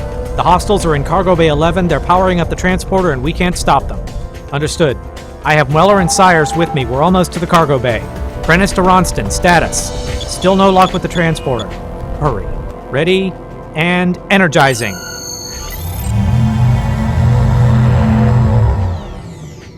Commander, Cargo Transporter 11 just engaged. 2 people and several cargo containers have beamed off the ship. Merv. Almost got it, Commander. Just a few more seconds. Get ready. I'm setting a 5-second delay. And that's... got it!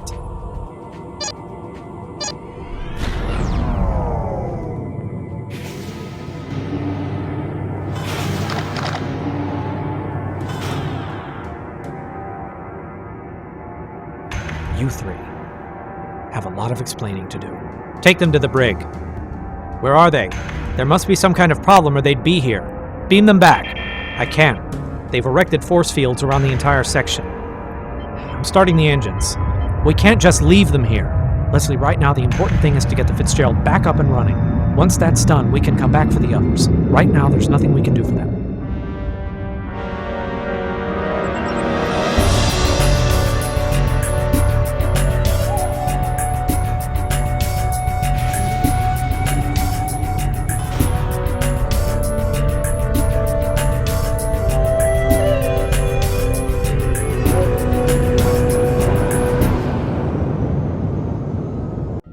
Well, this is another fine mess we've gotten ourselves into. You've been doing that for the past half hour. I'd say the force field is definitely there and not going anywhere anytime soon. Say what you will about our diabolical foe, but what I wouldn't give for some of his Borg technology right about now. With the right implants, I could walk through this force field like it was thin air. If wishes were horses. Too true. So what do? I think the best thing we can do is just sit tight. Anything we do from this point forward is only going to make things worse. That's easy for you to say. When that call comes in from Ellis 2, we're done. Maybe we should have told Lieutenant Erickson the truth. Are you kidding? The last thing we need is for them to get temporal investigations involved. He's right. In these days, that probably would have been the first thing we did. Besides, weren't you the one who kept insisting that we minimize our interaction with this time frame? It doesn't matter now. First sensible thing you've said all day. We should have been more careful. Used a portable transporter, or when we get back to our own ship, you can feel perfectly free to indulge in all the self-recriminations you like. But at the moment, we have more important things to worry about. Jennifer will come back for us as soon as Renee completes repairs. And until then... Right.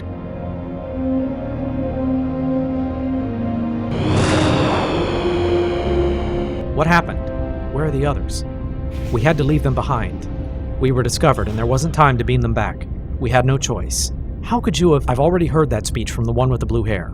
We brought you the parts you needed. Get this ship repaired, and I mean now. Aye, Captain.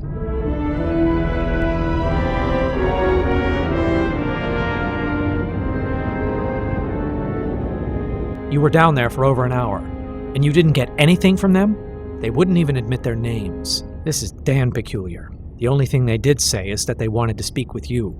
Me? I suppose that does make a modicum of sense. Opinions? Since they obviously can't be who they appear to be, and they seem unwilling to tell us anything, I suggest we turn them over to Starfleet Security. Let the Judge Advocate General deal with them. Number 1? I think we owe it to ourselves to find out a little more about them, before we just wash our hands of them. We lose nothing by simply hearing them out. I tend to agree. In the meantime, I want the 2 of you to begin an investigation, and I suggest that you should begin with Cargo Bay 11. Aye, sir. In the meantime, let's see what our guests have to say. Was there something else? You posted guards outside the captain's quarters and refused to let him leave. I did no such thing. I just told him that for his own safety it would be best if he stayed put. And when that didn't work, I told him the first officer had everything in hand. You said that. I said that. Is that all? That's all.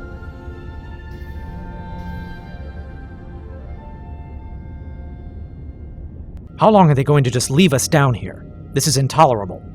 Doctor, for the love of negative ions, sit down. Anxiety never helped anyone. Well, it sure makes me feel better. I understand you wanted to see me. Now I want some answers. Who are you, and what are you doing aboard this ship?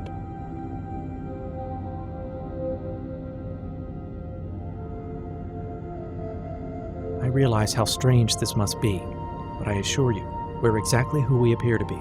That's quite a claim, particularly since he is supposed to have been dead for 5 years, unless you're suggesting he's risen from the grave. Happens more than you might think. Bradley, not now. Captain, please. It is vitally important that you not interfere with our mission. Which is what, exactly? I see. Gaius, wait. You and I have known each other for a long time. After you lost your father to the Borg, I was the one who helped you get your life back in order. I've never lied to you, and in the name of our friendship, I swear to you, what Captain Ronston is telling you is the truth. Doctor! If we want his help, we have to tell him the truth.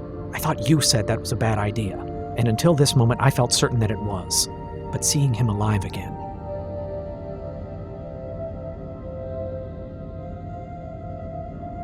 Gaius, this will be hard to accept, but we're from 2 decades in the future. In our time, there's been a terrible disaster, and we've come back to this era to try and prevent it. The future. Look at us, Gaius. Look closely. Her hair, Admiral Prentice's face, all of us have aged. Now listen to me. The less you know about why we're here, the better off we're all going to be. If what you're saying is true, why didn't you simply ask for our help? Because we had no way of knowing how you might react, and we couldn't run the risk of making things worse. If I accept what you tell me is the truth, then this matter should be turned over to the Department of Temporal Investigations. That's the last thing you want to do. We concealed our presence here to try to minimize the potential damage to the timeline. Bring Temporal Investigations into this and we lose any chance of containing the damage. Can you prove any of this? Doctor, tell him. Any time now, you're going to receive a call from Melis 2. Edward Chelik is going to tell you that I'm alive, and that I've just stolen some experimental technology from his station. Whatever you do, you must act like everything's normal. You can't tell him about us. Why not? Just trust me on this. The fewer people in this time frame that know about the 3 of us, the better. Bridge to Captain Rafe. This is Rafe, go ahead. There's an urgent message coming in for you from Melis 2. It's Dr. Edward Chelik. Will you route the call to my quarters, Ensign? I'll take it there. Aye, sir. You present a very compelling tale. But people have been writing compelling stories for centuries. I know, I've read them. I believe your intentions were not hostile, but neither am I inclined to simply send you on your way. Will you at least consider what we've told you? I will. You have my word. He called you Captain Ronston a few moments ago. Yes, sir. In my time, I'm in command of the Fitzgerald, and if I may say so, I had some big shoes to fill.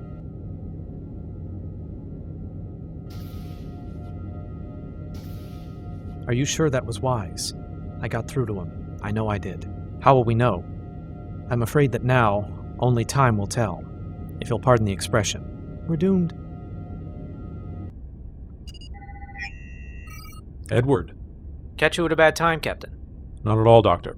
How can I help you?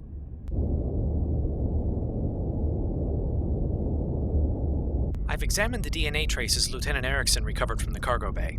They were an almost perfect match for 5 of our crew members. Me and who else? Ensigns Hargrove and Call, along with Commander Prentice and Dr. Bray and Gar. Doctor, you said almost a perfect match. There were inconsistencies that could only be explained by their having aged considerably since their last exams. Can you estimate by how much? Best estimate would be 19.72 years, give or take. Almost exactly how far back in time they claim to have traveled. Doctor, are you certain? I can assure you that a level 3 diagnostic is constantly running on my holomatrix. Or perhaps you'd care to come down and run the test yourself. That won't be necessary. Thank you, Doctor.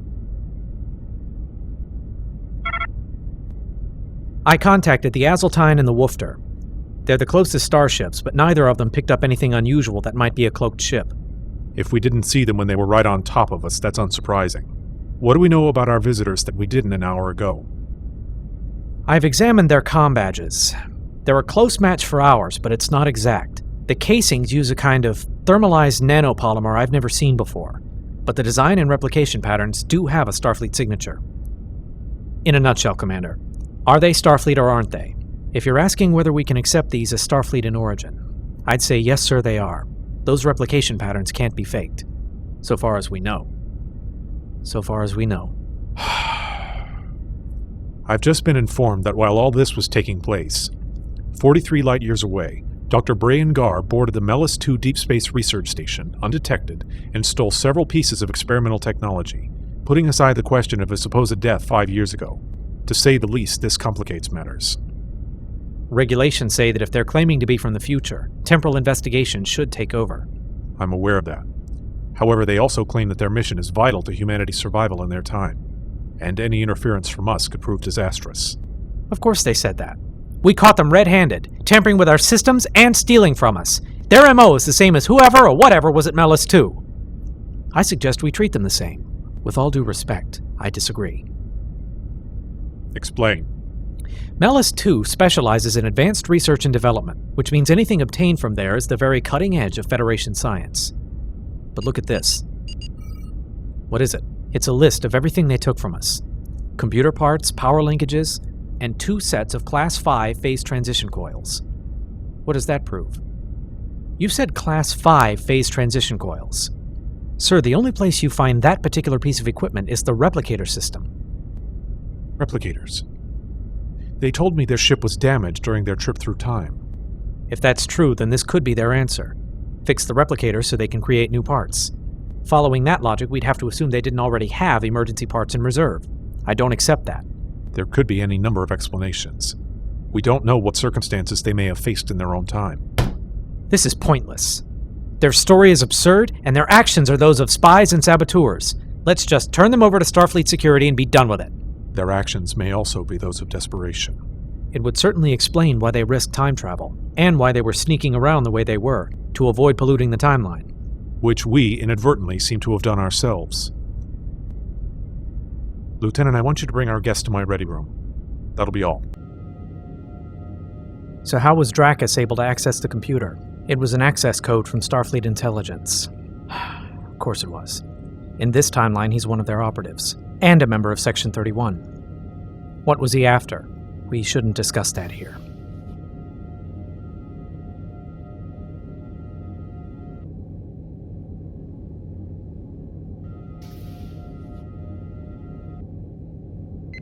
The captain would like to see you. Finally. Let's get one thing straight.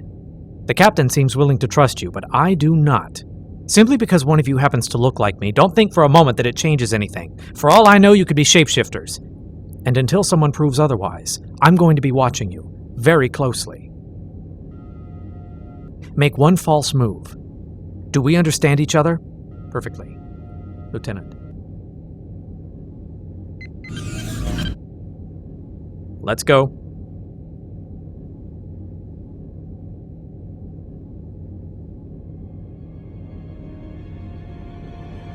They say that if you travel far enough, eventually you'll meet yourself. I've read every novel by Jules Verne, Isaac Asimov, H.G. Wells, and yet I never would have believed there was truth to those words. Until today. Does this mean you believe us? Thousands wouldn't. Lieutenant, as incredible as your claims might seem, I have decided that the consequences of inaction are too grave to ignore. I'm having a shuttlecraft prepared in Shuttle Bay 2. Mr. Ronston has stocked it with as many supplies as he can, along with 2 canisters of antimatter. That's very generous. It's the least I could do for the captain of the Fitzgerald. Sir, thank you. Lieutenant, will you escort our guests to the shuttle bay? Aye, sir. If you'll follow me, we know the way. Dr. Gar, please remain. Go on, I'll be fine. All right. Are you going to say something or just stand there? My apologies. This is all a lot to take in, but it's good to see you. It's good to see you too. I saw the way you and the others looked at me when I first came into the brig. What about it? The others hid their reactions well, but I know you. I recognize that expression. I've only seen it once before, the day of my father's funeral. What are you getting at? Brian, how did it happen? I can't answer that. Temporal Prime Directive. The only thing I can say is that you died a hero. Just like your father. He would have been proud of you, Gaius. I know I was. You don't know how much it means to me to hear you say that. It's the truth. Brian, what's happening in the here and now? What do you mean? Melis too. He being alive. I can't answer that either. Remember what I told you the day your father died. We're not always going to be ready for every challenge that comes our way. The true test of character lies in how we meet the unexpected. You were right the day you said those words. And you're right today. Trust me, Gaius. When the time comes, I have faith you'll make the right decision. But you have to get there on your own. Neither I nor anyone else can help you. Because to do so would be to change who I am, and what I'll one day become. Yes. I see. Well, we'd better not keep your friends waiting. I'll accompany you to the shuttle bay.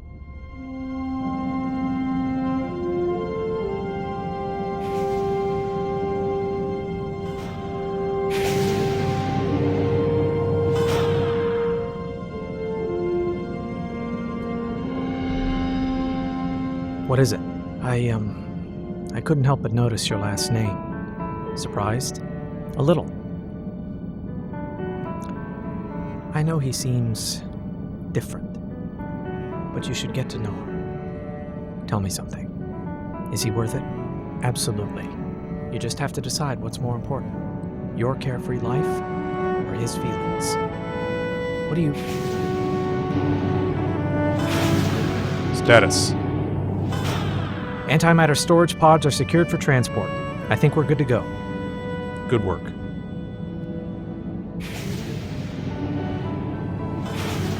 Words hardly seem sufficient for the circumstances, but I wish you the best of luck. I only wish we could do more. You've done more than enough. Now it's up to us. And I'll delay you no further. On your way. Captain.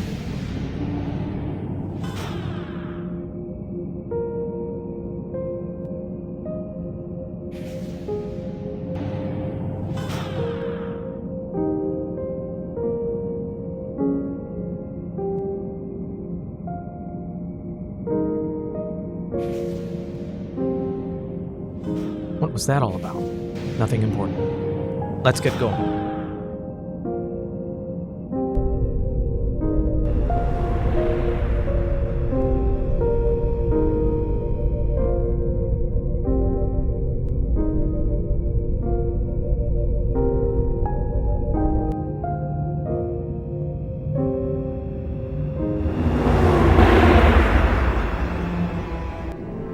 Captain's log, stardate 52479.4. We've returned safely to our Fitzgerald, and Commander Mitchell is close to completing repairs. However, I am concerned about Dr. Gar, who hasn't said 2 words since we left the other ship. But for the moment, there are more pressing matters to deal with. Come in. You wanted to see me. I did. Leslie, it's time we had a talk. What about? First, I need you to take off that uniform. Why? Because you're not an officer. And past or present, I can't let you wear a Starfleet uniform. I'm sorry. I understand. Was there anything else? Yes. Leslie, you've done amazing work today. I don't need to be thanked for doing your duty. Leslie, it's time to stop running. It's time to put the past behind you and start looking forward again. Just what are you suggesting?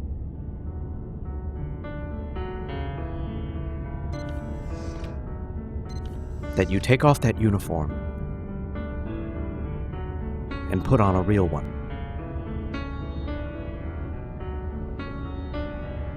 But after what happened, let me worry about that. I can reinstate your commission right now on a provisional basis, and when we get back to the future, we can make it permanent. All I need to know is that what you want? Mitchell to Ronston. Go ahead. Captain, we're almost ready to try reinitializing the main power grid. Excellent work, Commander. I'll be right there. It's time to decide. What's it going to be?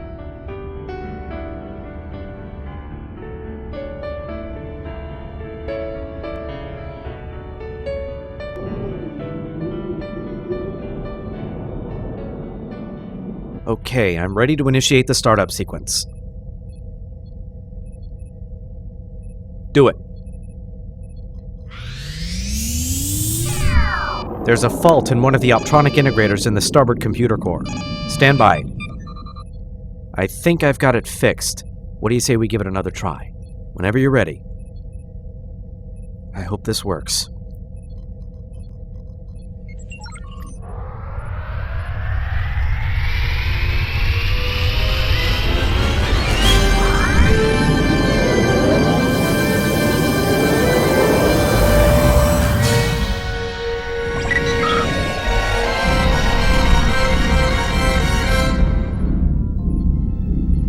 Main power has been restored. Well done.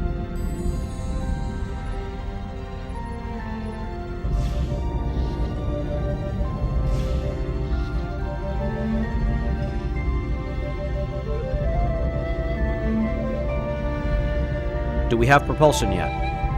Not yet. We should have impulse in a few minutes.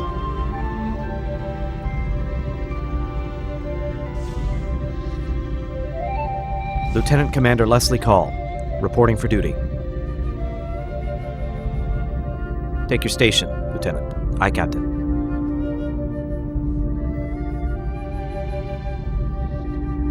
Intermix is set. Reactors are online. Impulse power at your discretion.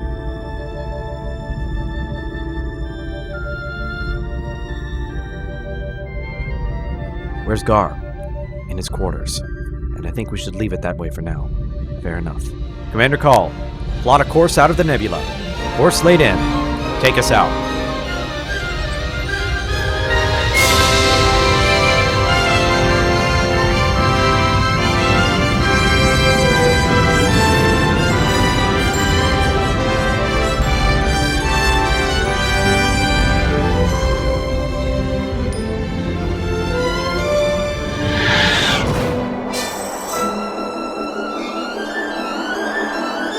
Flow regulators are synchronized. Warp drive standing by. Alcohol? Alcohol. Leslie, make it so. Aye, Captain.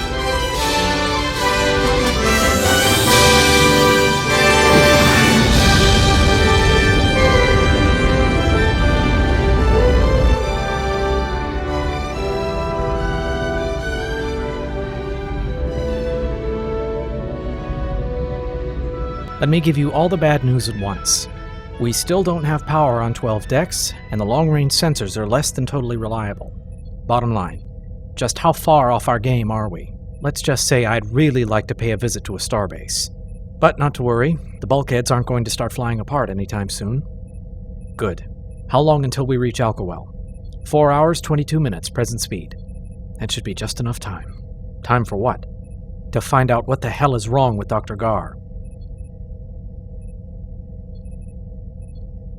Renee, would you excuse us, please? He's having a difficult time dealing with what we saw on the other ship. You mean the captain? What did you tell him just before we left?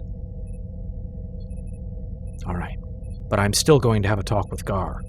Kendra, with all due respect, I think there's someone better suited to that particular job. Better suited. Who?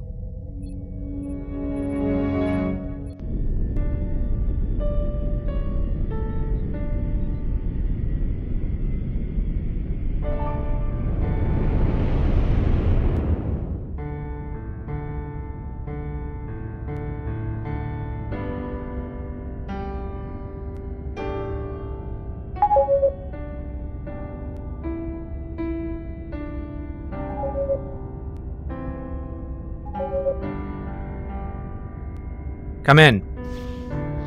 Mind if I come in? You? Come in, Leslie, please. Ronston sent you down here, didn't she? Actually, it was the Admiral. Naturally. Well, you can thank the Admiral for his concern, but we're all better off if I stay here. I understand how you feel. Oh boy, here it comes. The heartfelt outreach by a close friend. Before all this craziness began, all I wanted was to get as far away from duty and obligations as I could. Yes, you became a Dabo girl on Casperia Prime, along with other more interesting occupations. Doctor, don't push me away. Please, tell me what's wrong. I came into this with one focus, one goal. You see, my wife was killed, in the future, when the continuum shattered. And the only thing I've wanted since then was to bring her back. Then we boarded the other ship, and I saw Gaius, alive after all these years, and... What? Suddenly everything changed. Leslie, until today, I hadn't thought about Gaius for years. He's the best friend I ever had, and yet you feel like you betrayed his memory. And now I just want to be alone.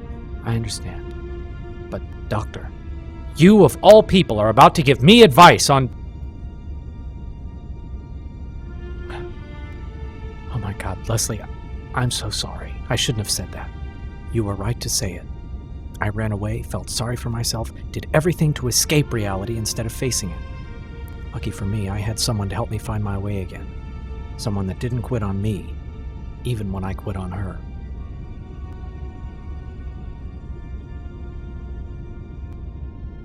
You know, there are times when it almost seems like a part of Gaius is still with us. You know, Ronston would have burst in here and immediately started yelling.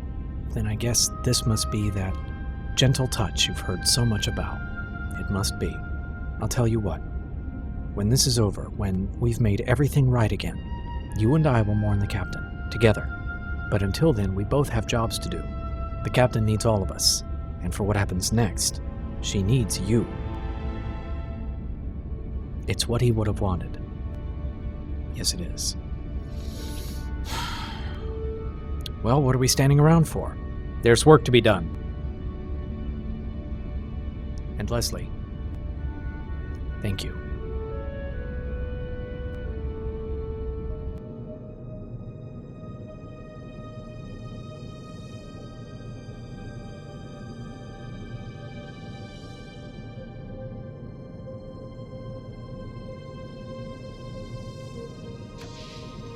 Commander,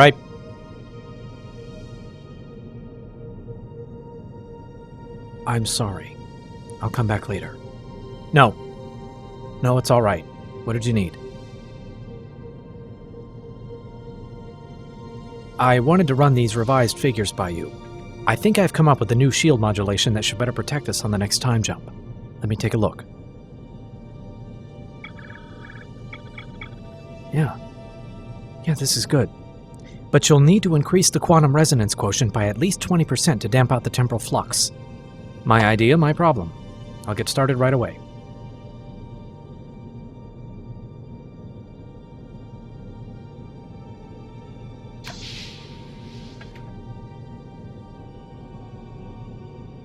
I just know I'm going to regret this. You want to tell me what's bothering you? Or shall I just leave you here to brood in this depressingly dark room? You have a funny way of showing compassion, you know that? I'm a funny, funny man. It doesn't take a master's in psychology to recognize depression. It doesn't take a PhD in history to know what regret looks like. Either way, that means Leslie Call. This'll go a lot faster if we skip the denials and just get to the point. Just between us, you have my word. Ever since she first walked into this room, back at Alpheka, I've been trying to work up the courage to talk to her. But what? I'm afraid to open that door again.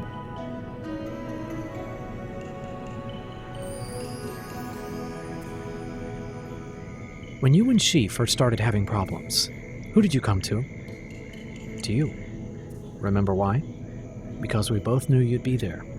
Help us in any way you could, for all the good it did. Listen, I said it then and I'm saying it now. You're both as stubborn as a pair of Klingons. Don't blame me, they're your personality flaws. I've seen the way you two look at each other.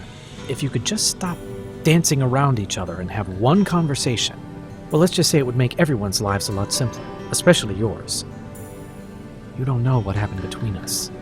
I know that at one point you two made each other happy beyond words, and I know you both still love one another very much.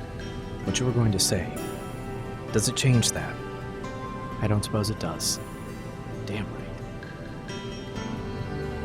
Tell me something. What would you tell her? If she was here right now, what would you want to say? I suppose I'd tell her how much I miss her. Holding her. Those long walks through the Arboretum. The parties.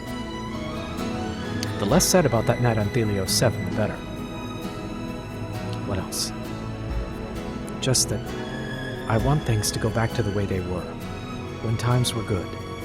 What happened, everything we said, none of that matters. I just want her back. I just don't know how to tell her. I think that you just did. Did you really mean that?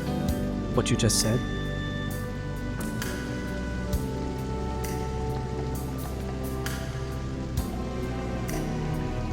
Every word. Leslie, I know. I know.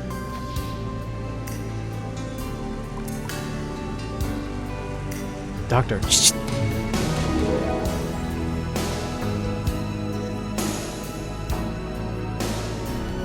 Another family reunited.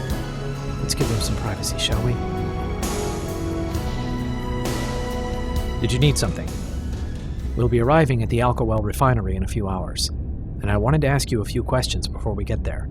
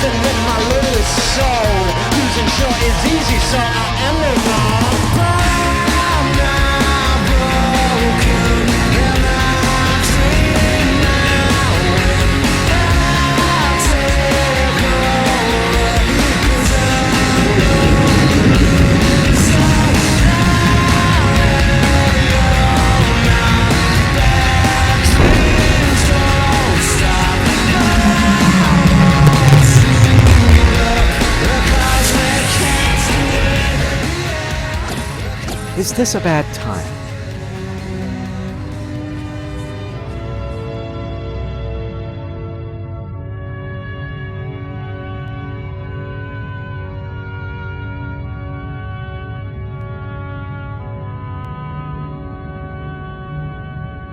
I have 2 words for you.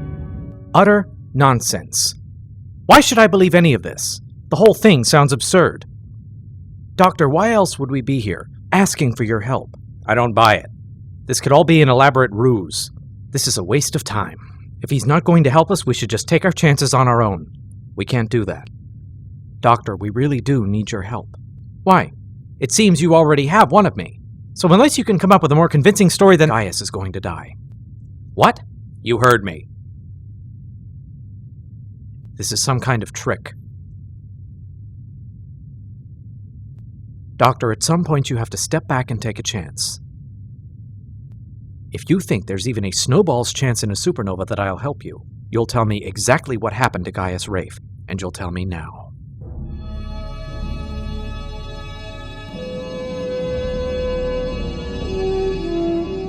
I almost can't believe he agreed to help us. You were the one who suggested it in the first place. Maybe, but that was before I saw him. Kendra, this is a dangerous game. And if we don't handle it exactly right... I know. Come on, let's get back to the ship. Maybe our Dr. Gar has figured out our next move.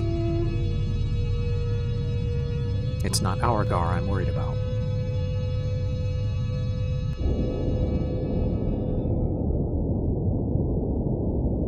Dr. Gar has identified the heavy metals we found in Dracus' DNA sample. They're Borg. Borg. We think it's residue from the Borg implants that have been sustaining him. The last time I saw him, I disabled all of them. They must have begun to disintegrate after that. If the implants were the only thing keeping him alive, then how did he survive all this time without them? There's still the matter of Gaius' DNA. That's true. If some alternate version of Captain Rafe is helping him, they may have found some kind of stopgap measure while they searched for a permanent solution. I'm sure all this is fascinating. But why does it matter? Because we have a theory, and you're not going to like it.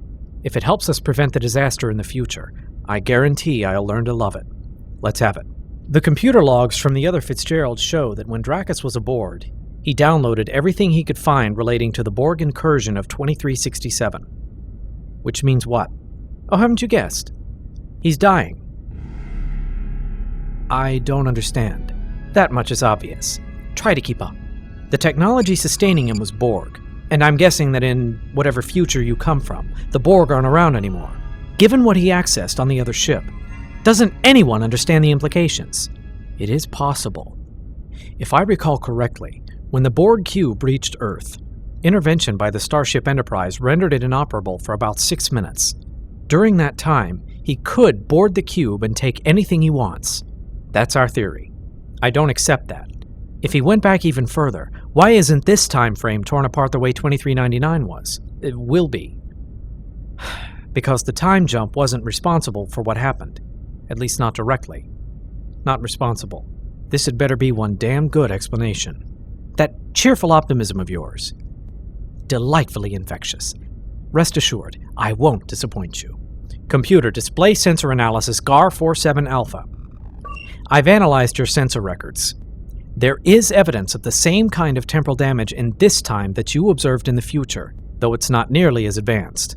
And by comparing the levels between your time and this one, I've been able to plot a point of origin. This is 2399.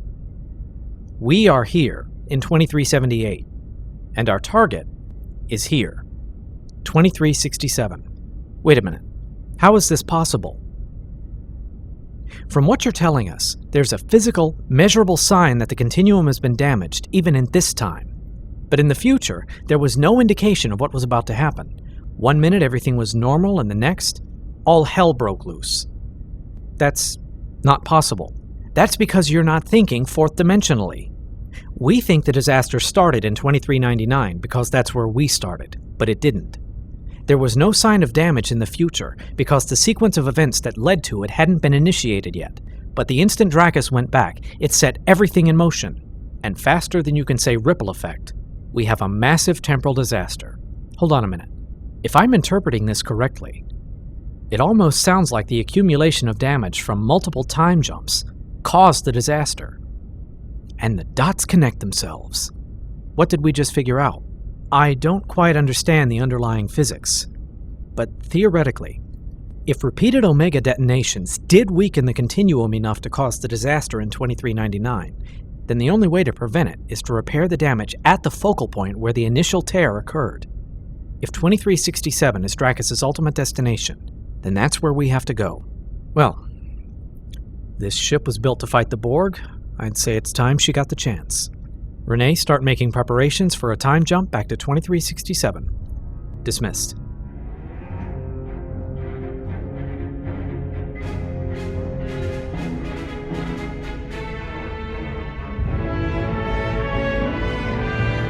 The new shield modulation is stable, but I'm a little concerned about the readings from the starboard EPS coupling. Just transfer the load to the backup relays. We'll be fine.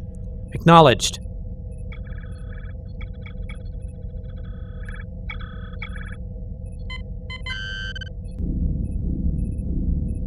You're wearing a Starfleet uniform. Well, so are you. So I am. The difference is, mine's real. You're actually proud of that, aren't you? Everyone on this ship is acting like they're either afraid of me or find me repulsive. But since I haven't actually done anything, by now, 47 innocent souls aboard the starship Fairgrieve have paid for your ambition with their lives. I didn't know. No one was supposed to get hurt. Well, it happened, and my only regret is that we couldn't prevent it. This crew has saved my life more times than I can recall. See, that's the difference between you and me. I have something I can believe in. You just run away, and it doesn't matter who gets hurt in the process. Commander, I've corrected the alignment fault in the plasma relays. Try it now. Checking. Good. Efficiency's up another 12%. Engineering to bridge. Captain, we're ready. Acknowledged. Report to the bridge. Aye, Captain. What about me? Just stay within 500 kilometers. You can dovetail behind us through the time shift. I believe you know the way to the transporter room. I can show myself out.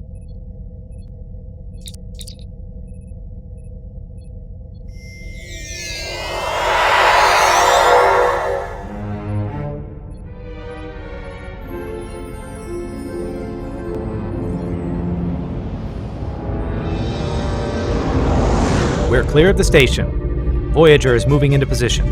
400 kilometers off our starboard beam. Warp drive is standing by. We're as ready as we'll ever be. Captain, Voyager's weapons array just came online. Shields up. Clearance sail. Everything must go. He's not targeting us. It looks like...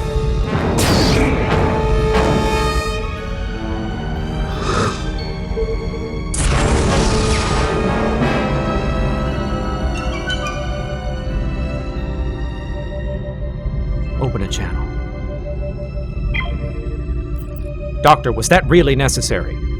Come now, Captain. If you're from the future, then surely you knew I was going to do that. Shall we go? End transmission.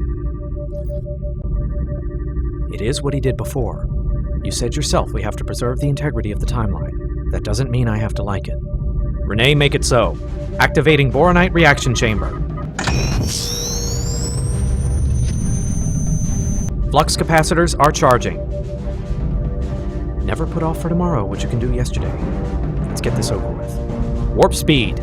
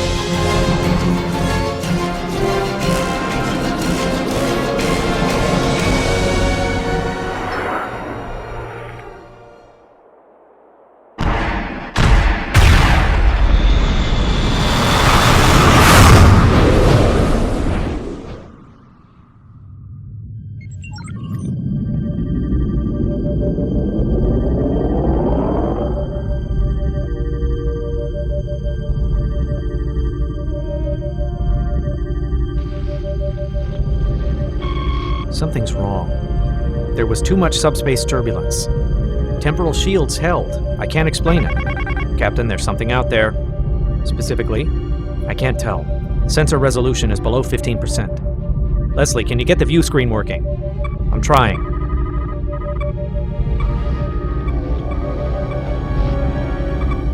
This, I was not expecting.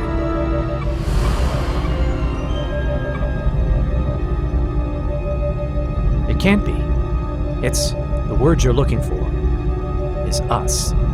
Bloody hell.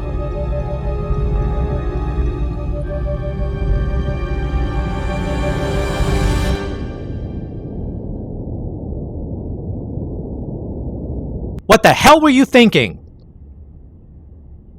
I had a hunch that whatever was going on, if he's involved, then it must have something to do with him. It seems my hunch was correct. It's good to see you, too. Do you realize what you've done? It was risky enough to bring him along, but now? Your odds of success have doubled. Kendra, he's right. For better or for worse, he's here. We could use his help. And I suppose if I order you to just stay the hell out of this... You could try. And I suppose all this was your idea. It seemed like a good idea. At the time. How'd you do it? The supplies. A subspace transponder. In the casing of one of the antimatter pods. It let us keep track of your movements without getting too close. Forgot how devious I could be when the occasion called for it. And why didn't you warn us that they were shadowing us?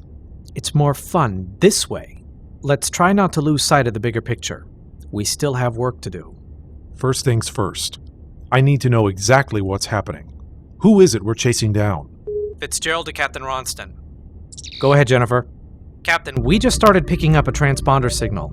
And based on the carrier wave, whatever's sending it originated in our time. I think you'd better get back here. Dracus? Has to be. Stand by, Jennifer. We're on our way. Ronston out. Captain? All right. Join the party, but let's be clear. This is your mission. You know our enemy, and you obviously have more command experience. Couldn't have said it better. Well, what are we standing around for? Let's get a move on. Kendra. Captain Ronston.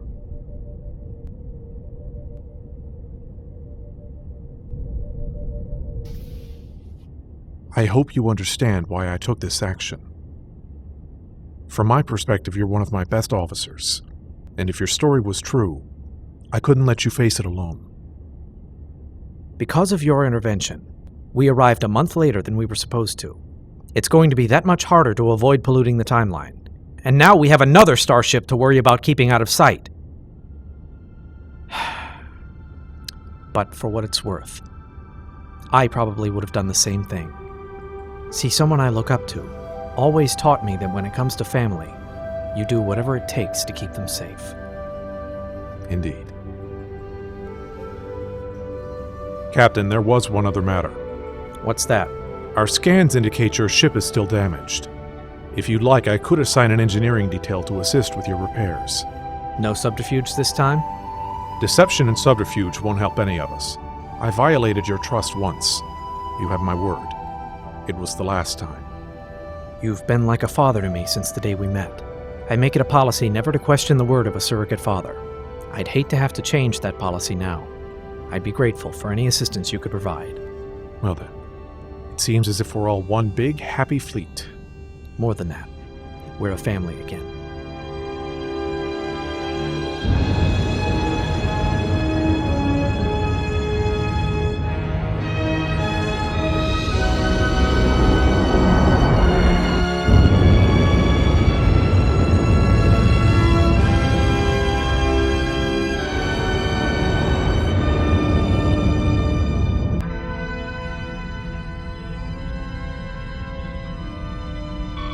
We're approaching the source of the signal.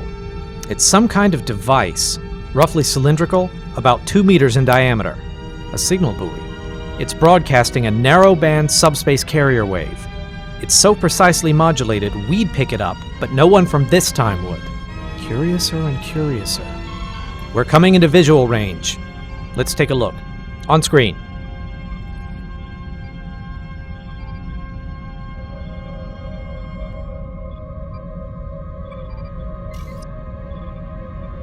I don't get it. Why draw us here with a beacon like this? The signal wasn't activated until we reached this time frame. Maybe Dracus wanted advance notice that we were coming. We should beam it aboard for analysis. Captain, I'd strongly advise against that. If it was left by Dracus, there's no telling what kinds of surprises that thing might be hiding. Well, whatever the intent, I think we should play it safe for the time being. Jennifer, maintain a constant phaser lock on it, and if it so much as twitches the wrong way, blow it out of the sky. Aye. Leslie, you'll have to settle for whatever sensor data you can gather from here. See what you can find out. Aye, Captain. That thing was left here for a reason, and I'd like to know what that reason is.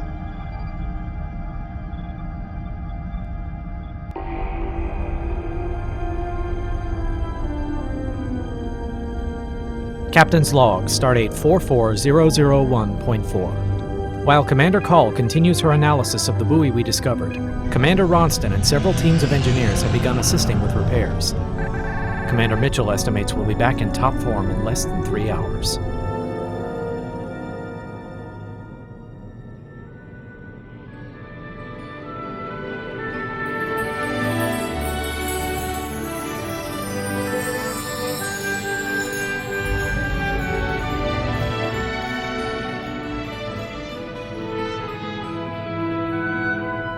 It never gets old, does it? Excuse me? We hardly ever get to see them from the outside. No shame in appreciating the view. No, it's not that. In the future, she was about to be decommissioned, made into a museum piece. She's my first command, and I'm having a hard time saying goodbye. You didn't come down here just to talk about that. Is there something on your mind? Permission to speak freely? Bradley, what's on your mind, Commander? It's about you and the other me. You mean the Admiral. I couldn't help but notice that even though he outranks you, he seems perfectly at ease taking orders as well as giving them. And you can't help but wonder why that is. To be blunt, yes. Bradley and I, we have a unique relationship. Unique. Just how unique does it get? You know I can't discuss that. Temporal Prime Directive. I suppose that's fair enough. But what about everyone else? What happened to Maxwell Garrett, Mr. Parks? And why isn't Merv with you? Merv Ronston and I were married a few months after we got back from the Gamma Quadrant. But it didn't last. I saw him, in the future, just before we went back to 2378. He tried to talk to me, but I wouldn't listen. Then we came under attack, and Merv threw himself into the line of fire. So what happened? His ship was destroyed. I'm sorry. I shouldn't have... No, it's all right. Because now you know. Merv is a good man. I'll remember that. Good. Hargrove to Ronston. Ronston here. Captain, Dr. Gar has found something I think you should see. I'll be right there. Ronston out. Was that Ensign Hargrove? No. It was Captain Hargrove. Lieutenant Erickson is never going to believe that one. I know from your point of view she seems jumpy and unsure of herself. But she has a lot of potential. We all had a lot of growing up to do in your time. Even me.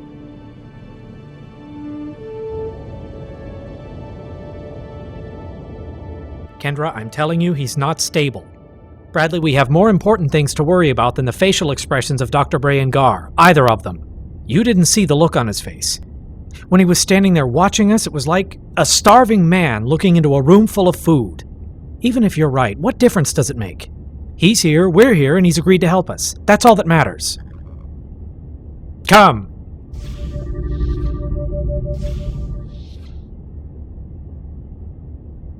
Am I interrupting something? Not at all. What have you found? I've gone over my counterpart's calculations, and I found something disturbing. Something he didn't tell us? Sort of. Sort of. Exactly what does sort of mean? We knew that an accumulation of damage over time led to our predicament. But take a look at this.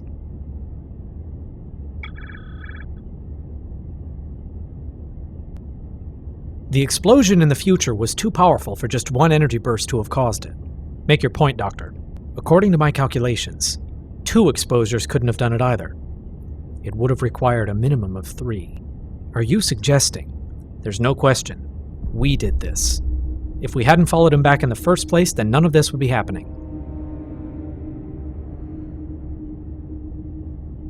Thank you, Doctor. That'll be all.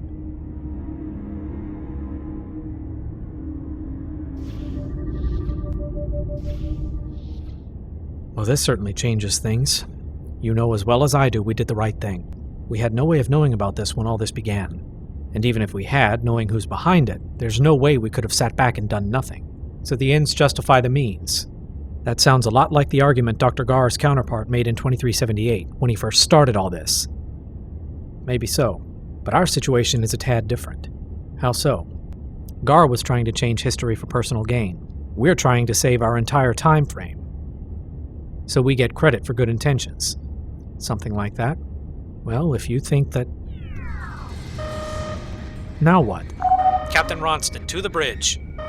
We're on our way. What is it? The buoy just activated. It's directing some kind of comm signal towards the ship. It's overloading our transceiver array. Leslie, it's an optronic data stream. I think it's... There's a power surge in the holographic generators. Holodeck 4 just activated. Jennifer, get down there. Find out what's going on. Right. Leslie, stand by to fire phasers. If that signal becomes a threat, don't worry. I'm ready. Good.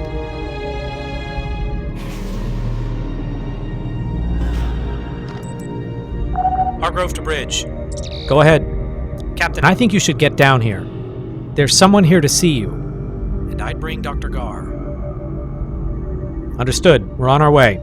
Dr. Gar, report to Holodeck 4. Bradley, you're with me. Leslie, you have the bridge.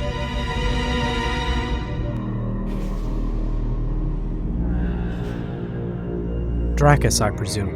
Indeed, Captain Ronston. And it's nice to see you again, too, Admiral. What the hell could you possibly want here?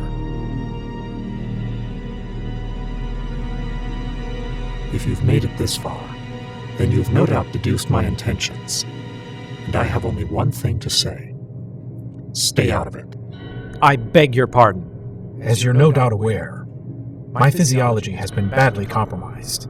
I came to this time in search of a solution, but once I have it, you'll never hear from me again. Why should we believe you? I've had a long time to think things over. Confronting one's own inexorable mortality can change a person. And I suppose you expect us to believe you've changed. After all the damage you've done, how can you stand there and expect us to believe any of this? Believe anything you like. I can't deny that I've done some terrible deeds. But since then, I've lost everything. I am as you see, and I only ask to live in peace.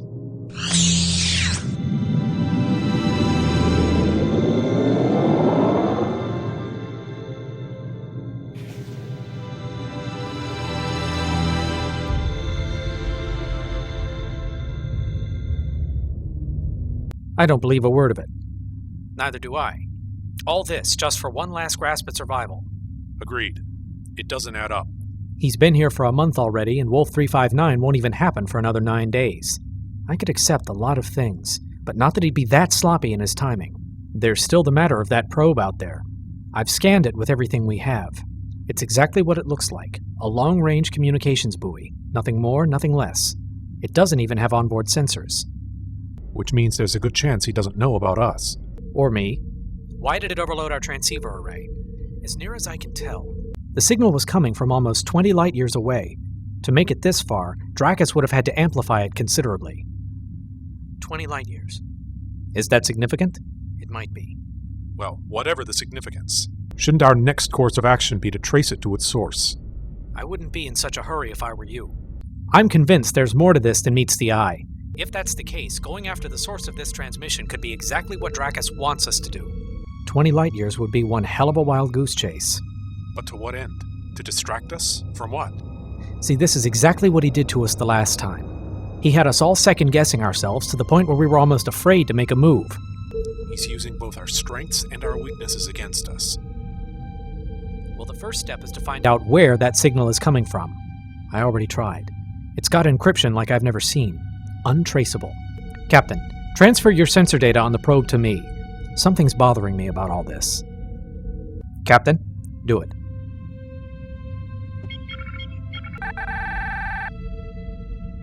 I have them. Stand by. I wonder what this is all about. Damned if I know. Well, Things just got a lot more interesting. were you able to trace it? I was. And this might be worth checking out after all. What do you mean?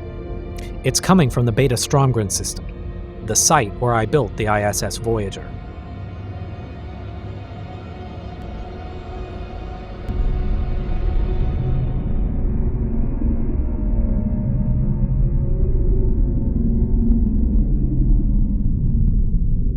It was the perfect site.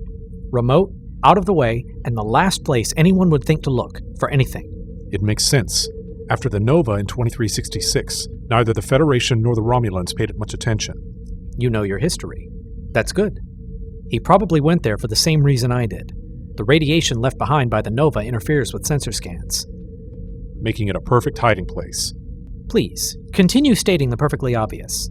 It fills me with confidence. If you both think we should investigate Beta Stromgren, then that's what we'll do. But first things first, we still have a disaster to prevent. Before we go chasing anyone down, we should deal with that. I've been thinking about that. Dracus' arrival would have created a small temporal fracture, and all we have to do is find it and seal it. Do you have any idea where this fracture might be located? As a matter of fact, I know exactly where to look.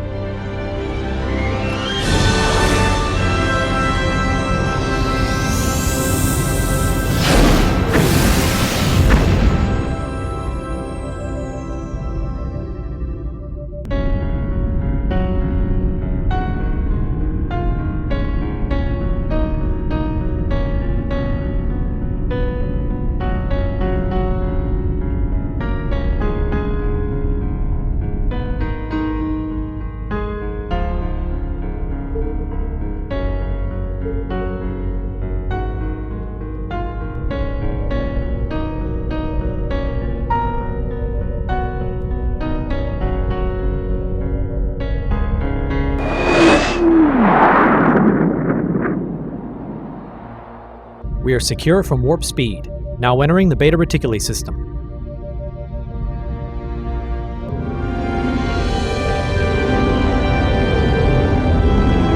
Sensors are picking up a small temporal anomaly between the 4th and 5th planets. The radiation signature matches the readings from 2399 precisely. I'd say we have our fracture. We're coming into visual range. On screen.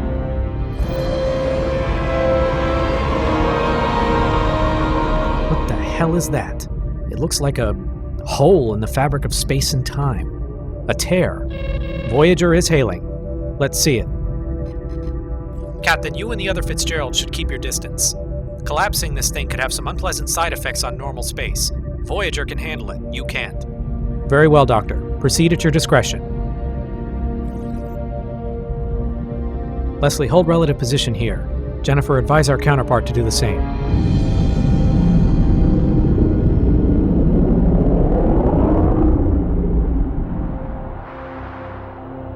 Shields up, full power.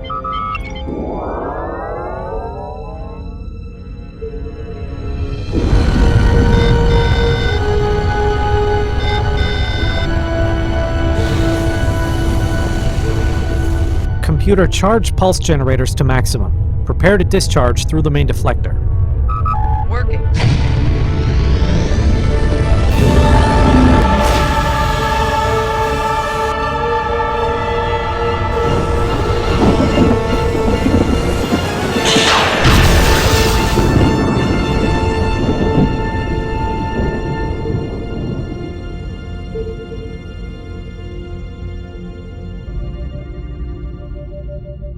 That's it?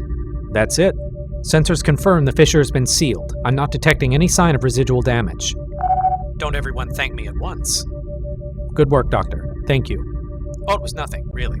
Doctor, if you're certain there's no further damage, we should be on our way. Fine by me. Voyager out. Jennifer, launch a Class 4 probe. We'll leave it behind to make sure that fracture doesn't reappear. Aye, Captain. Probe launch confirmed. Leslie, set course for Beta Stromgren. Maximum warp. Course laid in. Engage.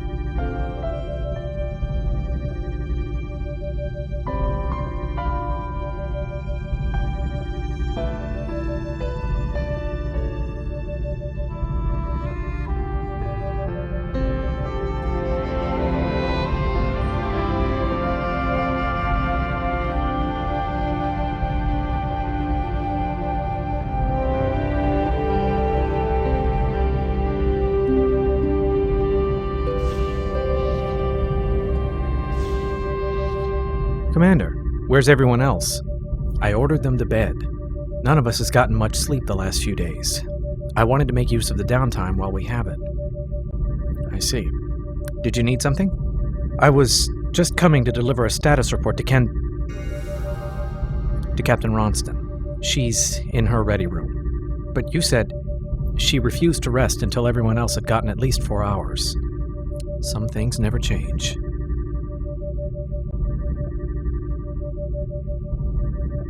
Computer hot coffee. Double strong, double sweet.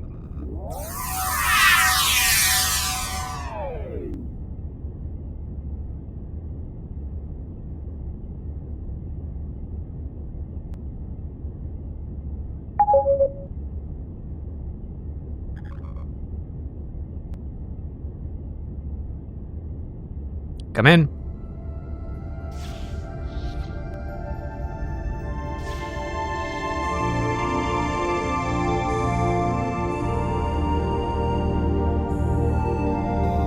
I hope I'm not intruding. Not at all. I was just about to have a cup of coffee. Would you care for something? No, thank you. I was just coming to report that repairs are complete. And 47 minutes ahead of schedule at that. Excellent work, to all involved. The real credit goes to your Commander Mitchell. We just went where she pointed us. You didn't come all the way up here just to deliver this. Is there something on your mind? There's a rumor going around that my future self was killed while rescuing you from the Cardassians. I won't ask who let that slip. So it's true. Yes, it is. Is that why you've been avoiding me? In case you haven't noticed, I've only got 6 crew members, and I haven't exactly... I'm sorry. It feels like I haven't slept in weeks. I guess I'm starting to feel the effects. Forget it. Wait. Merv. You're right. You're right. I was avoiding you, but it wasn't because of what he did in the future. Then what was it? I can't answer that. The only thing I can say is that the last time I saw him, I was less than kind. And he still...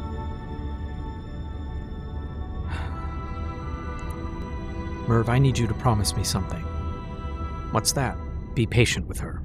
No matter what happens, no matter what she says, stay patient. And whatever you do, never walk away. Trust me, she needs you more than she knows. I don't understand. Merv, promise me! All right, you have my word.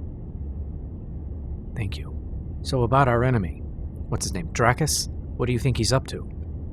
I don't know.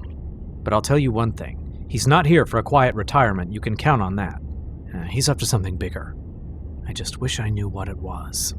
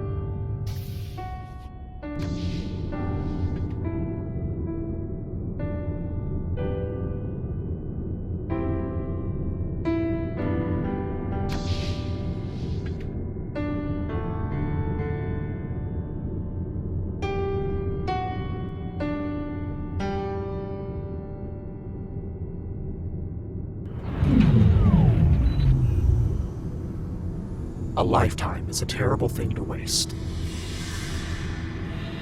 Just who the hell are you? Don't you recognize your own face? In a mirror darkly. You must be Dracus. That I am. How did you get aboard this vessel? In another lifetime, I designed this ship. I know everything about it that you do. I know, for example, that the shields and weapon systems were based on Borg research you obtained from Starfleet intelligence.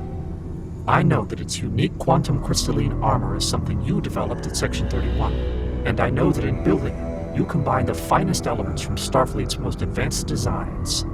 And I surmised that during the course of collapsing that hole in time, you took the liberty of collecting the Verteron particles you need to run your anti-time reactor. Convinced? What do you want here? We have a lot in common, you and I. You're the one who caused the disaster in the future. And in another timeline, you're the one who renounced his humanity and tried to frame the Federation for genocide against the Romulans. A lot in common? I hardly think so. Perhaps. Perhaps not. I suggest we leave that discussion for another time. I'm only going to ask you one more time. What do you want? I've come to make you the offer of a lifetime. Or perhaps of 2 lifetimes. This should be good. What exactly did you have in mind? Tell me, how did you come to be in this time? Captain Ronston asked for my help. To undo the damage you caused in the future. And now you've accomplished that. Yet you remain alongside your friends. I couldn't just leave them. We're all in this together. What difference does it make to you? Have you stopped to consider what they'll do now that you've served your purpose? What are you talking about? The people from the future know what you intend to do, and eventually, they'll discover, as I have, that you now have the means to carry out those intentions. Nothing I intend to do. Fool! I know you're counting on Gaius to lack the spine to stand in your way. Be assured, you underestimate him just as I did. If you have a point to make it or be gone. I could help you. I've developed the means to repair the damage to your tissues. I'm too far gone for it to be effective, but you could be fully restored to your former self. And in return? You help me eliminate those that stand between me and what I want. You suggest that I should turn against them, betray the trust they've shown me. It's no better than they deserve. I am what I am because Gaius betrayed me. Mark my words. He did it to me. And he'll certainly do it to you.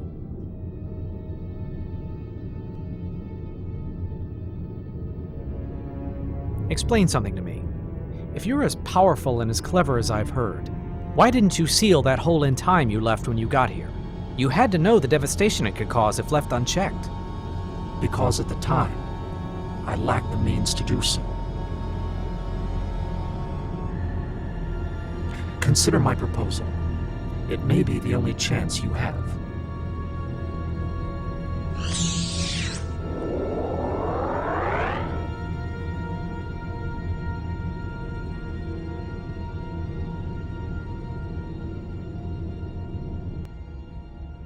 Bridge to Captain Rafe.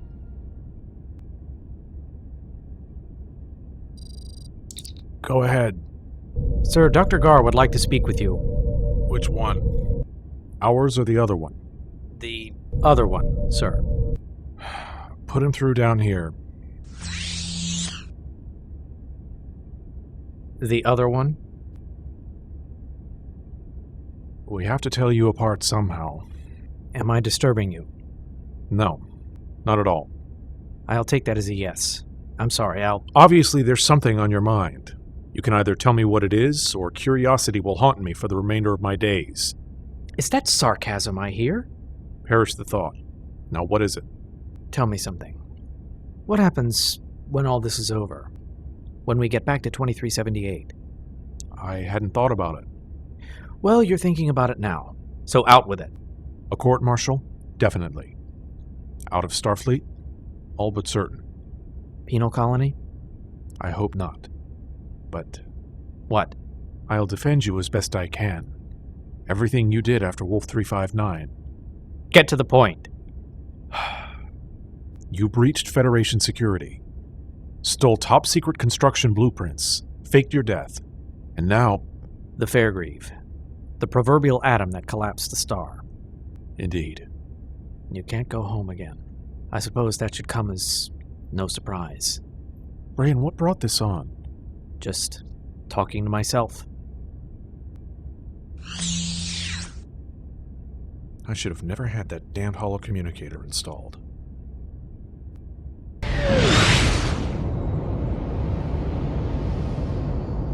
We're coming up on Beta Stromgren. Let's see what we've got. Bring us out of warp.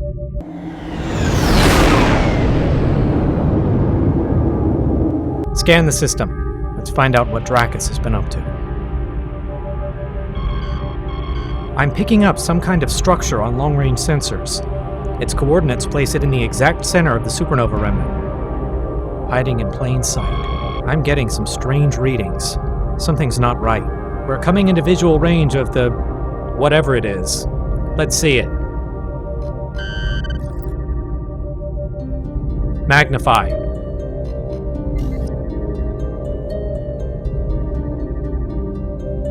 What is it?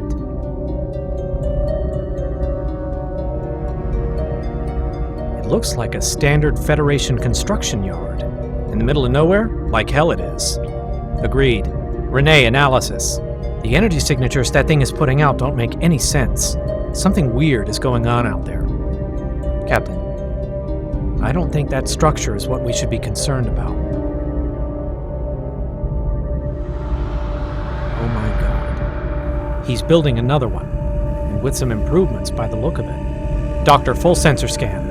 I want to know everything there is to know about that ship. Yeah. Scanning.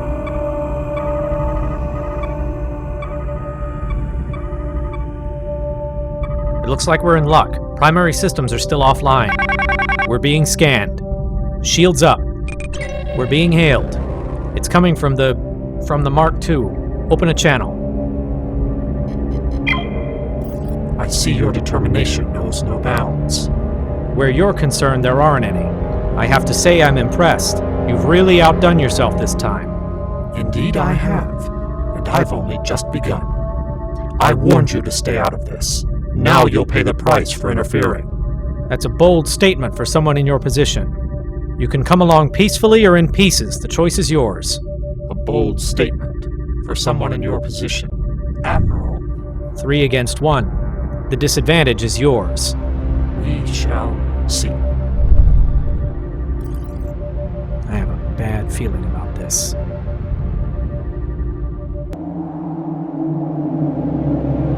They came. They weren't swayed by what I told them. They refused to give up. Just as I told you they would. Unfortunately for them, persistence is futile. Prepare for launch. The second ship is powering up. Propulsion, shields, weapons. He's preparing to launch. We're too late. Red alert! He's not getting away that easily. Main power is holding. Impulse engines are standing by. Then by all means, engage.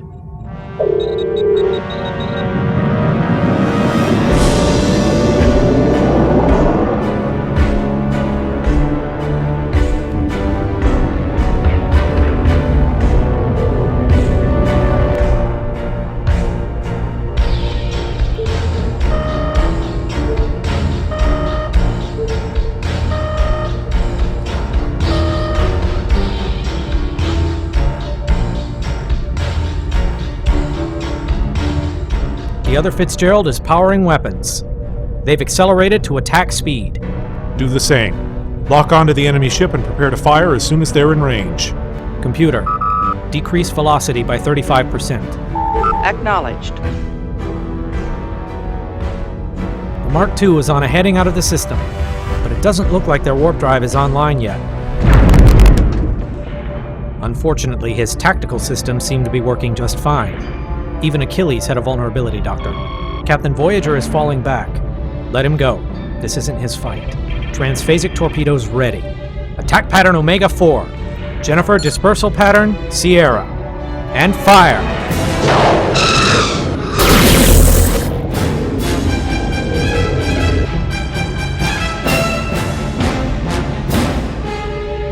No discernible damage to the Mark II. Shields down to 72%. I'm shutting down non-essential systems and rerouting to shields. Jennifer, coordinate our attack with Lieutenant Erickson. Triangulate fire on any targets of opportunity. Aye.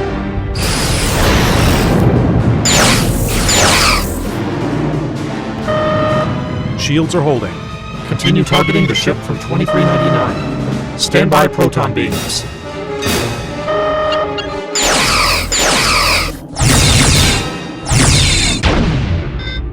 Impulse power is fluctuating. Shields down to 30%. We're losing structural integrity on decks 12 and 14. Emergency force fields in place and holding. Power coupling severed in starboard weapons array. Attempting to bypass. Hard to port.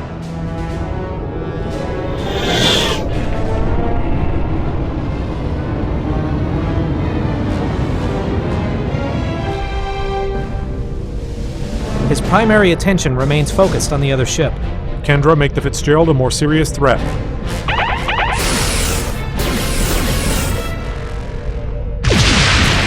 Hull breach on deck 27. We've lost the starboard power couplings. Shields at 50%. Mr. Parks, bring us around to course 215, mark 310. Attack pattern Epsilon 3. Continual fire, all phasers.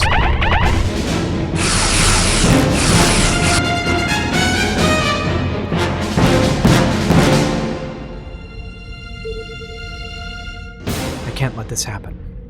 Computer, red alert. And power up the weapons array. We're going in.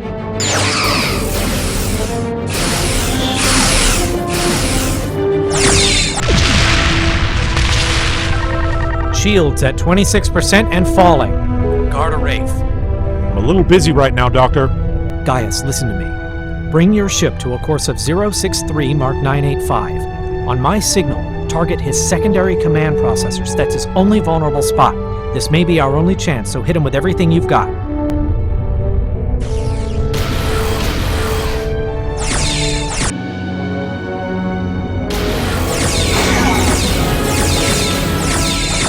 He's drawing Dracus's fire. I see it. Doctor, acknowledged. Kendra, relay the plan to our counterparts. Aye, sir.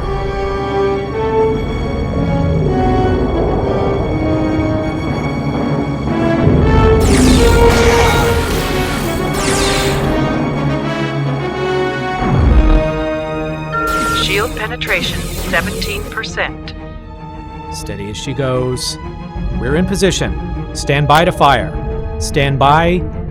And now! Now! Now!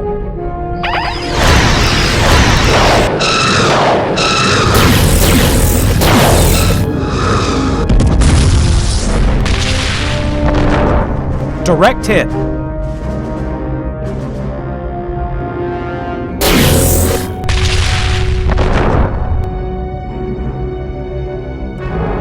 Damage report on the Mark I. Shields have failed, main power is at 38%, but life support seems to be holding. The Mark II's warp drive just came online. They're preparing to engage.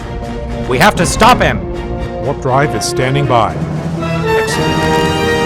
That just leaves one thing left to do. Dracus is locking weapons on the Mark I.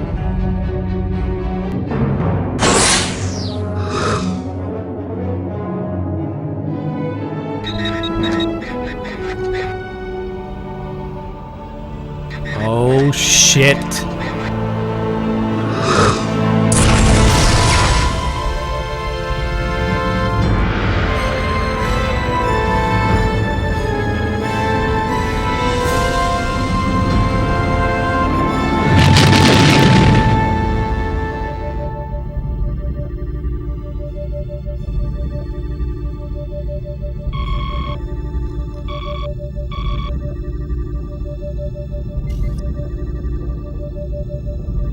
Leslie, one life sign.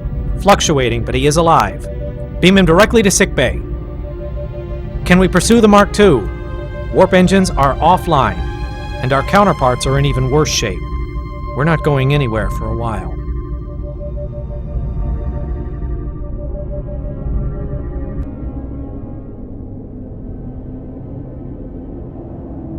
So what the hell do we do now? Our warp drive will be back online in less than 12 hours. But our technical array took heavy damage. It'll be twice that long before we're battle ready. Maybe you weren't paying attention, but we just got the stuffing kicked out of us. Somehow I don't think going in with phasers firing is going to get us anywhere.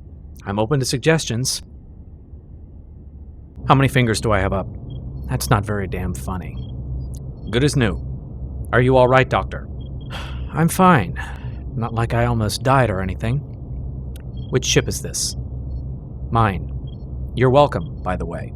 I suppose I should express my gratitude, since I lost my ship saving yours. Captain.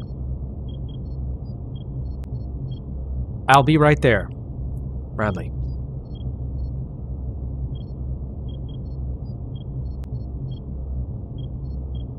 Times like this, I wish I wasn't allergic to Redneck's 5.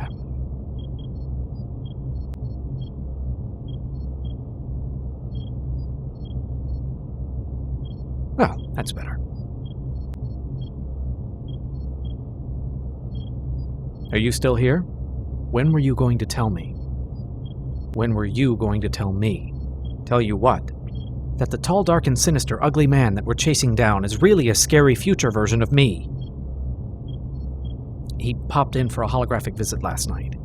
I was afraid if you knew, it might complicate things. And what did you think would happen when I found out? It seemed like a good idea. At the time. Well, there you have it.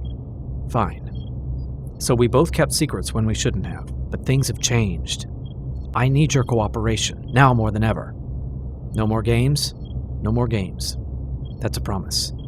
But if I can't trust you, then I can't trust your statement that I can trust you.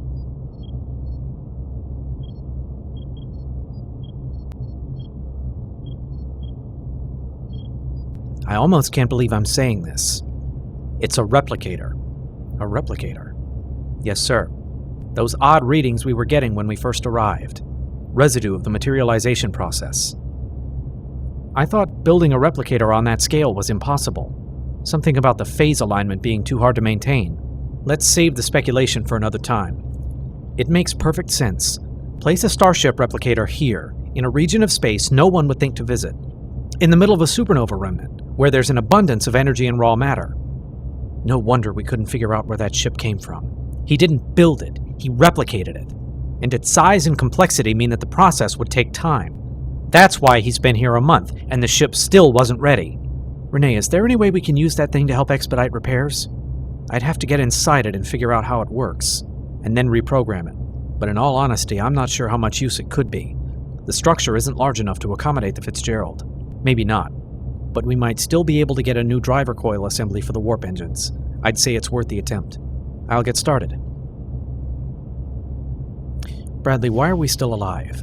I can only surmise because Dracus has more important things to worry about, like restoring his physiology. And once that's done, in this time frame, all of us are easy targets. He'll take us out and then, game over. I won't mince words. The odds are against us and the situation is grim. Dracus got the better of us once, and if we don't handle this exactly right, it'll happen again.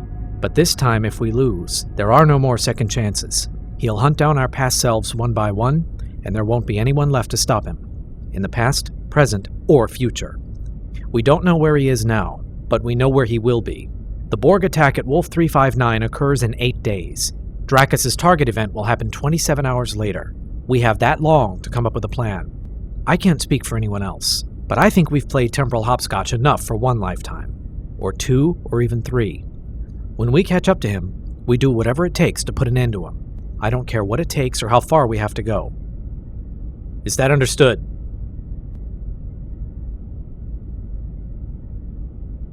Good. With access to the Starship Replicator, our repairs will proceed much more swiftly. But standard-issue Starfleet weaponry, from my time or yours, will be insufficient should it come down to another firefight. We're hoping to avoid that eventuality at all costs, but we have to be prepared.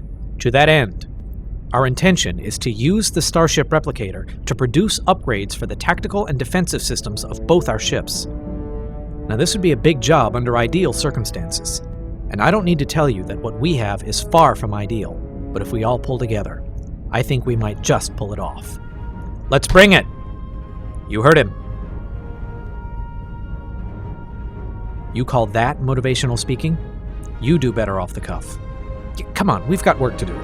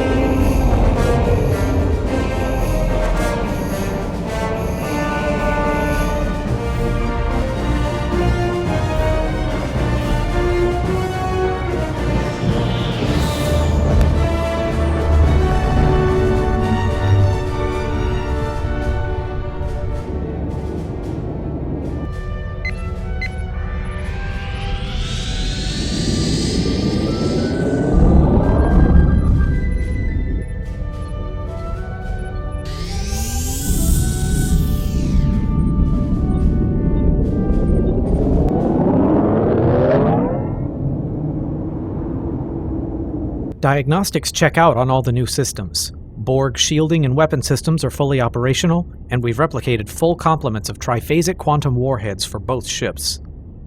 And with 36 hours to go until Wolf 359. Well done. Excellent work. To all involved. Would the two of you please excuse us?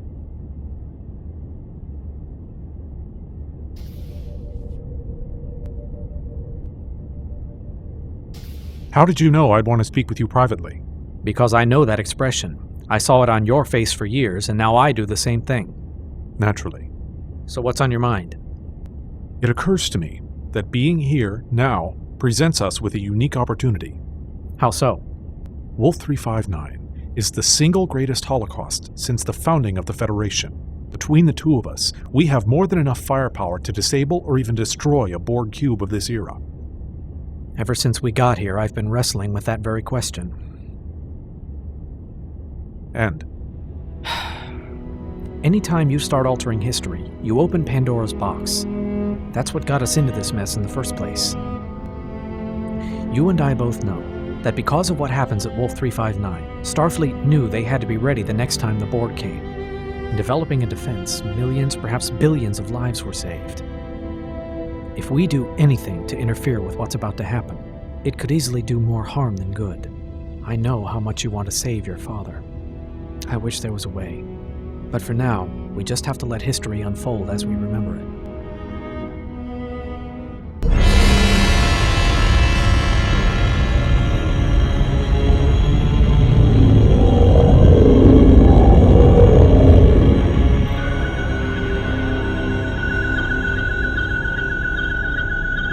Your cellular peptide levels have dropped another 14%. If this keeps up, you won't make it another 30 hours, to say nothing of getting into that Borg cube. Concern for me, or fear of losing the opportunity I offer? Both, as I'm certain you're aware. You shouldn't be up here. You should be regenerating, or in your quarters. You need rest. I'll rest when I'm dead. You may just get your wish if you're not careful. I want you to go to your quarters and rest for at least 4 hours. I could always make it 5. Very well. 4 hours. You have the bridge.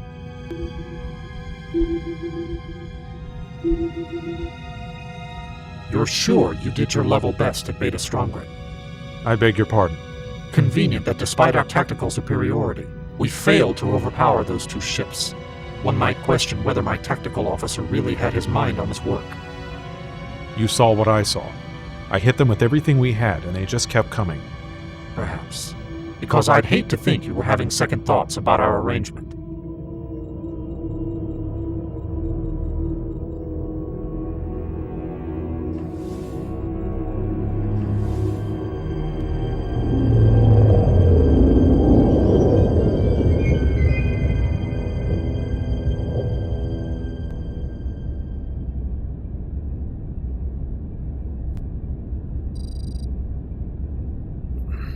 Who is it? Leslie, it's Jennifer.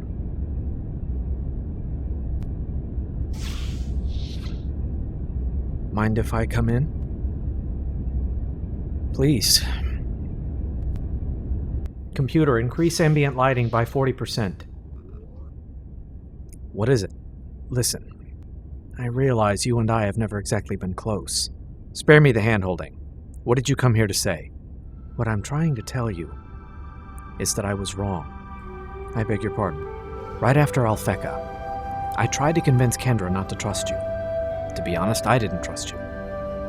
And now, these last few days, I've watched my friend come back to life. You've done more than anyone might have expected, and I'm woman enough to admit when I'm wrong.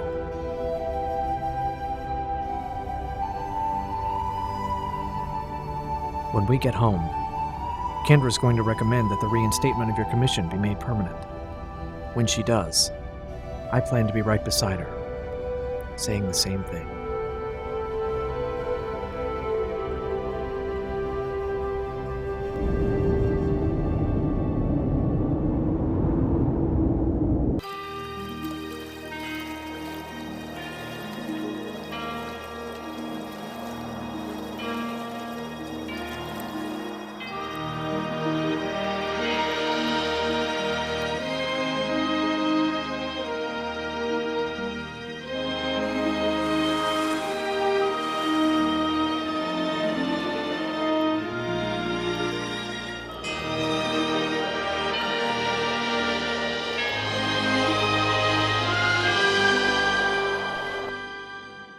Come in.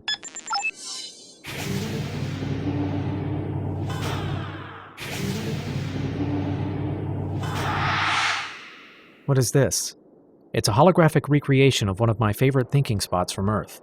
I come here when I want to just get away from it all. Seems like an odd choice, even for you. Most things of sentimental value tend to be like that. No one else sees it quite the way we do. You wanted to see me?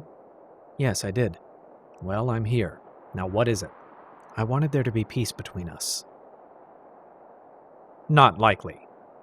Wait, please. I'm listening. I wanted to know how the other half lives. You want to know about my wife, my Christy. In my timeline, she stabbed me in the back and left me for dead. Too interested in a carefree life to be there when I needed her. What's she like in yours? She's everything I could have asked for. A very strong, capable woman. Good listener.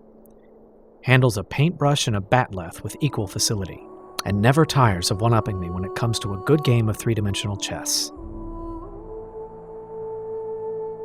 You lost her and it broke you. These things happen, but do you know what it's like? To suddenly find someone who makes you happier than you thought possible, who fills a void you never thought existed, and then to suddenly lose them. I know exactly what it's like. When the continuum shattered in the future, she was killed. But now that's been undone, and she's waiting for you back in the future. I sure as hell hope so. What difference does any of this make to you? I lost the best thing that ever happened to me. Everything I've done since then, everything I've given up, was to try to set things right. Second chances are so rare. You have to understand what this one means to me, and what you represent. Hope. I represent hope. That everything you've been through might be worth it after all. You see, maybe we're not so different after all. Don't bet on it. When things go wrong, you don't tuck tail and run away. You stand up and keep stepping forward, one foot in front of the other. You face challenge head on. We taught that to Gaius after he lost his father. Yes, we did. Listen, I don't expect us to see eye to eye on everything, but I think it's fair to say that we both want the same thing. I'm not the maniacal supervillain that everyone seems to think I am. Why are you telling me this? Because if I can't convince myself, what hope do I have of convincing the others? I'll try to keep an open mind. The rest is up to you. That's all I ask. Ronston to Dr. Gar. Go ahead. Doctor, please report to the bridge. It's starting.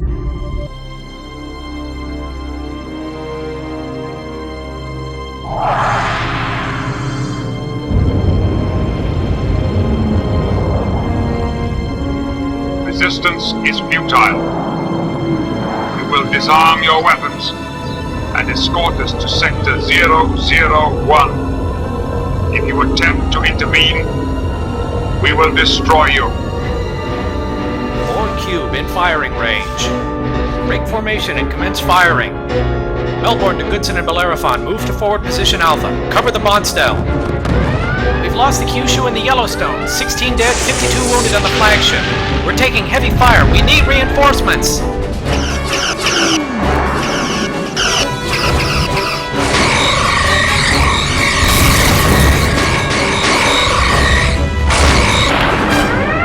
They've locked on. Reroute auxiliary power.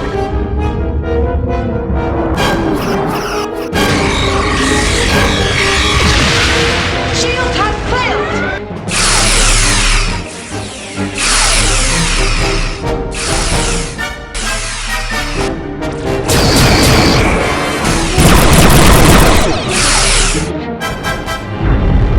Hull breach on decks 3, 4, and 5. Emergency force fields are offline. Evacuate the affected areas. Shields are down to 47%. Recalibrate shield nutation. No effect. Captain, we've lost the Melbourne, and the Saratoga and the Kyushu. Engineering to bridge. We've got a major coolant leak down here. We are 2 minutes from a warp core breach. There's nothing I can do. You should separate the saucer section. There's no time. All hands to emergency escape pods. Abandon ship. Repeat, all hands abandon ship. You too, Thomas. Get the hell out of here. Not as long as we still have weapons. If those bastards want to go after my son, they'll have to go through me. Unless, of course, you care to throw me in the brig for insubordination. Give him hell, Mr. Rafe. All operative weapons. Fire at will.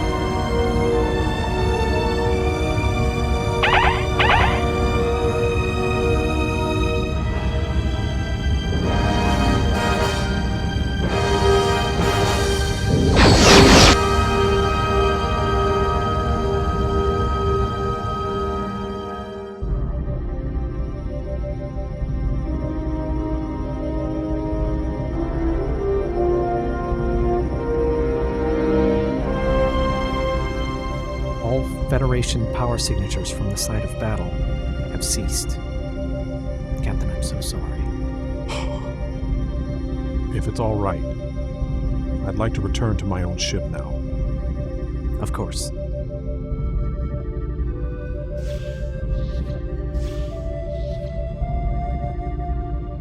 Leslie, continue monitoring the area, and as soon as the Borg ship departs, set a course for Wolf 359. Captain? You heard me. Maximum warp. Aye, Captain. I'll be in my quarters. Bradley, you have the bridge.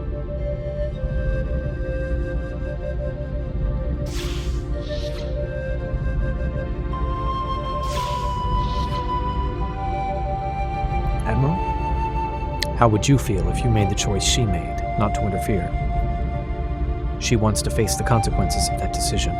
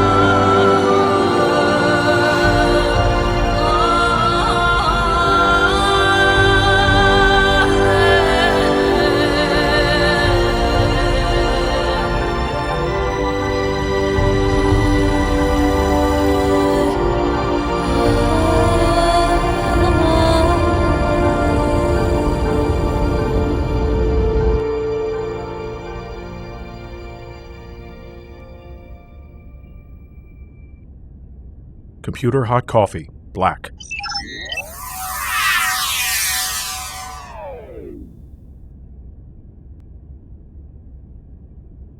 Coffee is no cure for insomnia. I realize this must seem strange, but this is neither an illusion nor a dream. What you're seeing is real. I don't have much time, but we need to talk.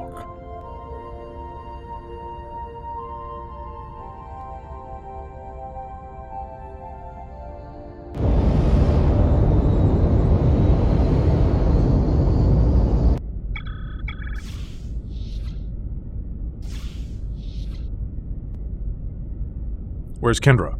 She's indisposed at the moment. I've assumed command until further notice. I see. Is there something I can do for you? Several hours ago, I had a very strange experience. What appeared to be a hologram of me appeared in my quarters, with a most intriguing story to tell. Did this hologram appear much older than you, perhaps wearing an admiral's uniform? In fact, he did. Why did no one tell me that I was involved in all this? Because, frankly, no one was quite sure exactly how he was involved, or why.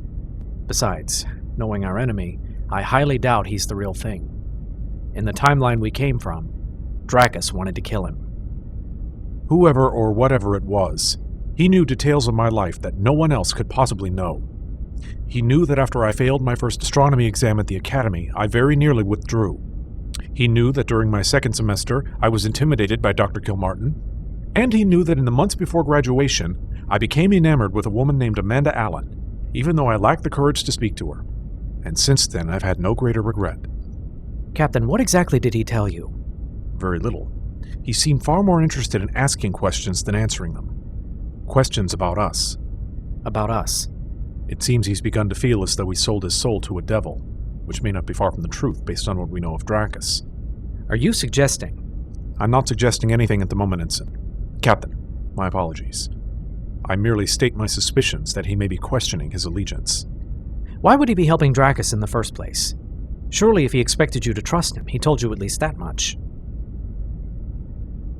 After your last confrontation with Dracus, 10 years ago from your perspective, he was dying and he knew it. When his ship was destroyed in Sector 585, he lost almost everything, and he was desperate. So he offered my counterpart a choice. Assist him with finding a means of survival, or die. Admiral Rafe knew full well what Dracus was and what he was capable of.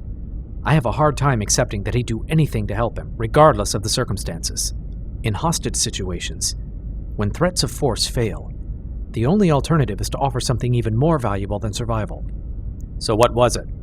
What could convince your counterpart to sell his soul to a devil like Dracus? My father's life.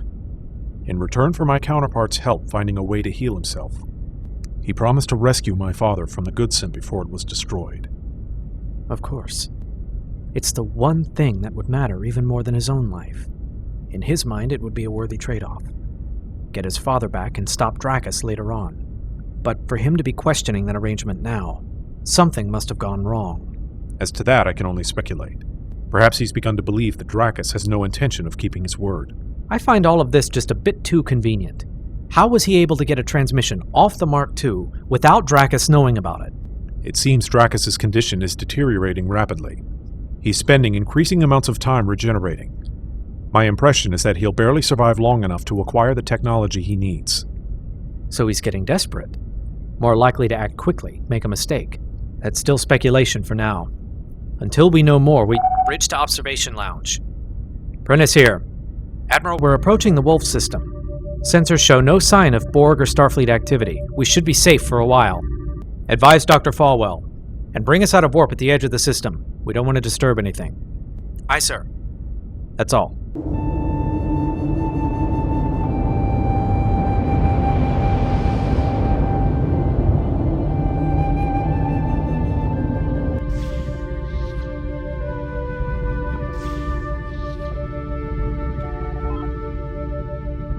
We are secure from warp speed.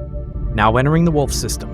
I'm picking up a warp signature consistent with a Class 4 drive system. The Enterprise is already come and gone. Good. No need to be looking over our shoulders. Captain on the bridge.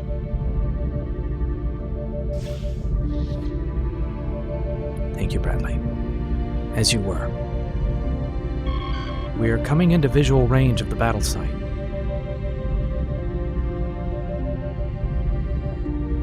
On screen.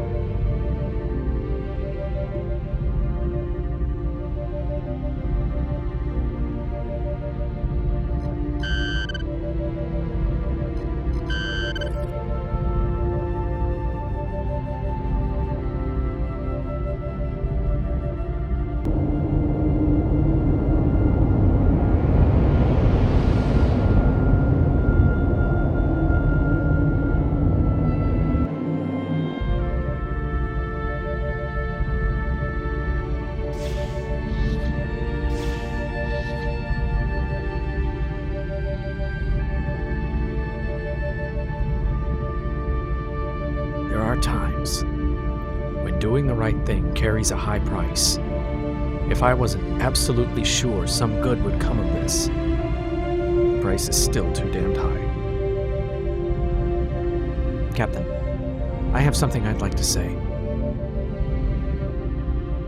Go ahead, Leslie. 7 days ago, I had nothing to live for. My Starfleet career was in tatters, I had no friends left, and no purpose. I spent my days serving drinks and distracting Dabo players. I never wanted anything to do with Starfleet or responsibilities again. Then everything changed, and I found myself right back where it all started. I had a purpose again. More than that, I had a chance at redemption. I've made some mistakes, and I've been lucky enough to undo some of them. Family is just a word, until someone comes along and gives it meaning. Captain, somewhere along the way, I realized this is where I belong. I may have forgotten that for a while, but I'm certain now. You believed in me when no one else would, and I think I speak for all of us in saying, we believe in you. Don't turn your back on us now. We may not have been able to prevent their deaths, but it's not too late to make those deaths count for something. Doctor, what do you say we put an end to this once and for all? I'd say you took the words right out of my mouth, but something seems to be missing. Admiral, what do you think? I think a ship needs its captain. I can keep it warm, but there's only one person who belongs there. We're at our best when we all work together, but we're missing a member of our family, and without her, we are less. As a doctor, I must point out that the loss of a major organ can severely debilitate a living thing. Even transplants can only do so much. No offense, Admiral. None taken. I'd be grateful, Captain, if you'd give the word. Who am I to venture against popular opinion? What are your orders, Captain? Doctor. Yes, ma'am. What do you say we put an end to this once and for all? I thought you'd never ask. Then what are we standing around for? Renee, the word is given. Leslie, plot a course for Sector 001, maximum warp. Jennifer, tactical systems to stand by. Doctor, you're our expert on Borg technology. I want a plan for getting into that cube when and if the time comes. Aye, Captain. Tactical systems ready. Bradley. Thank you. You do the same for me. Warp engines are standing by. Course for Sector 001 laid in. It's showtime. Engage.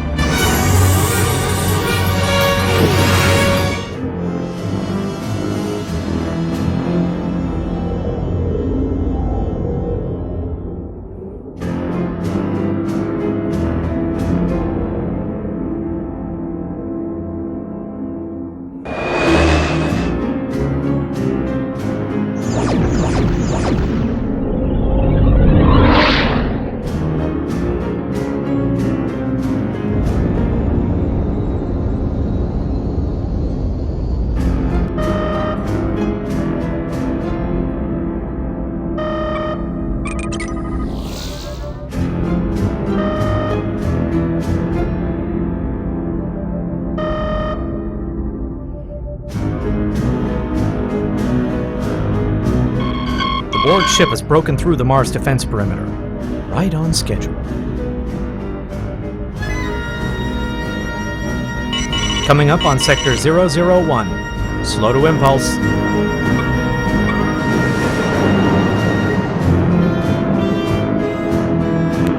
Borg vessel is on a direct heading for Earth. The Enterprise is in pursuit, 2.1 AU and closing. I'm scanning for the Mark II. No sign of anomalous warp signatures. If he's here, he won't be easy to find. Ensign Mitchell, increase sensor gain to maximum, and scan for traces of neutronium tetracyclate. Please. I don't understand either. What's neutronium? It's the alloy the Mark II's hull armor is composed of. Just one improvement among many over the original. Let's hope we don't have to find out about the rest. Let's hope. Doctor, sensors aren't showing any trace of neutronium in the system. We're still too far out. It's like searching for a needle in a haystack. A haystack 30 AU in diameter. Kendra, what do we do? He's here, Captain. Just like I told you. I'm sure of it. We stick to the plan. Renee, status of refractive shielding. Modifications are coming online now.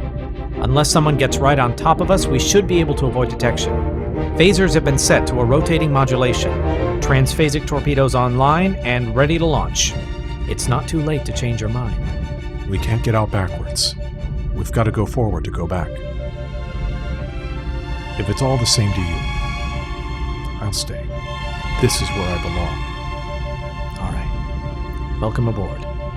Admiral Prentice to Commander Prentice. Go ahead. Captain Rafe has elected to remain with us. Proceed as planned. Acknowledged, Admiral. We'll be there when you need us. And good luck. Fitzgerald out. Godspeed. The other ship is moving off. Then let's do this. Leslie, take us in.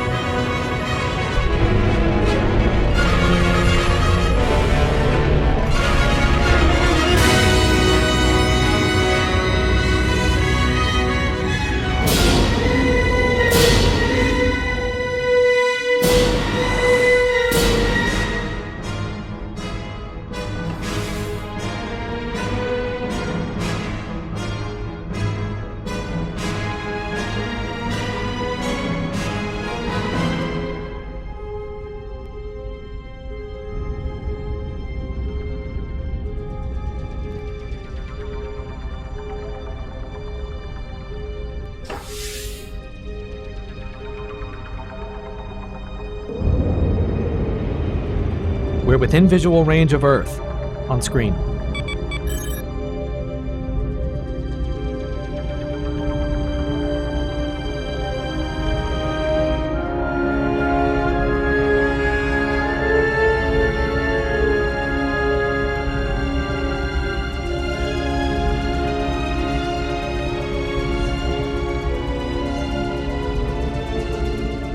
No matter what happens here, we made a difference in our own time.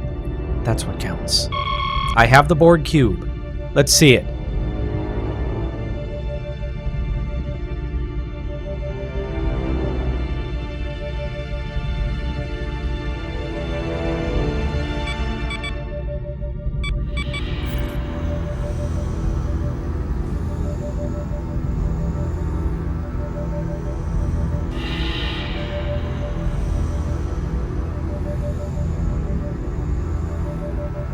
Approach from the cube's southern face. That should keep us out of sight so the Enterprise doesn't spot us. Aye, sir? I've located the Mark II. It's tethered to the Borg hull with some kind of magnetic grapple. Reading normal output from the Borg vessel's power grid. We'll have to keep our distance until the cube shuts down. Which should be any minute now.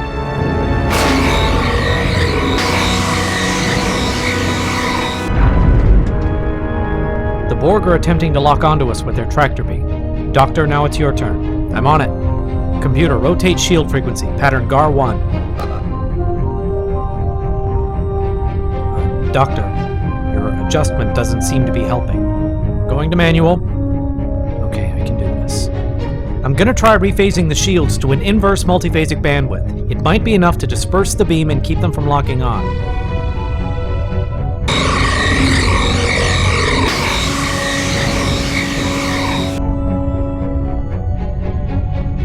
The modified mutation is having no effect. I know. They're adapting faster than I can compensate. I don't know how much longer I can... They've got us. Leslie, full reverse.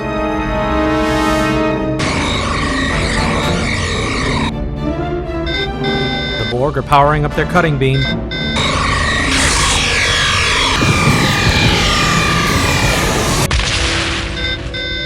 They're slicing into the engineering section. They're carving us up like a roast. I thought the Borg ship was supposed to be shut down by now. So I was premature, don't take it personally.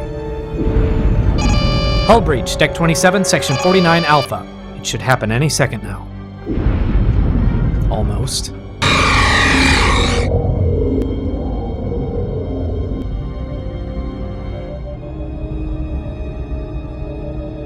They've stopped. Renee, the Borg power readings have dropped to minimum levels. Weapons are powering down, and their electromagnetic field is gone. It would seem the Borg have fallen asleep on the job. Reading 2 transports from the Mark II. Leslie, can you track them? There's still a lot of interference from the Borg power distribution system. It looks like they beamed into the center of the cube, probably somewhere near the central plexus. How close can you get us? I can get you within 50 meters. Maybe 40 if we push the confinement beam. I'll take it. Kendra. Jennifer, I know what you're going to say, and I don't want to hear it. Kendra. Actually, I was volunteering to come along. All right, join the party. Doctor, you're with me. Bradley, the ship is yours. I'm coming too.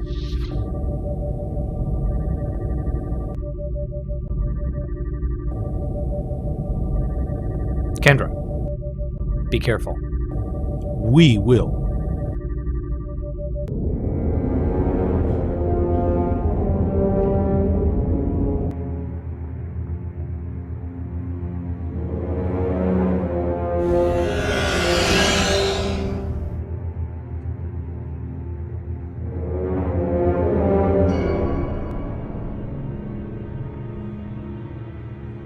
Set phasers to maximum. Captain? Dracus has to be stopped. I don't like the idea of taking a life any more than you do, but he spread misery and suffering through a total of 3 timelines. It ends here. Understood. Picking up 2 humanoid life signs up ahead, 35 meters. Let's go.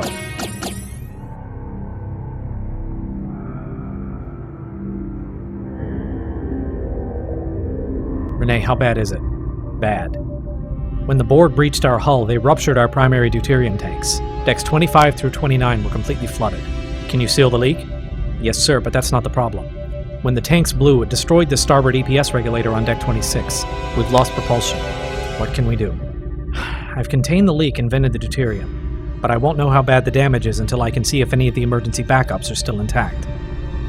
Renee, in less than 5 minutes, that cube is going to self-destruct. If we're still here when that happens, don't worry, my membership in the Guild of Miracle Workers is still current. I'll be in engineering. Leslie, keep an eye on the engines. Let me know the instant you have power to the helm. Right.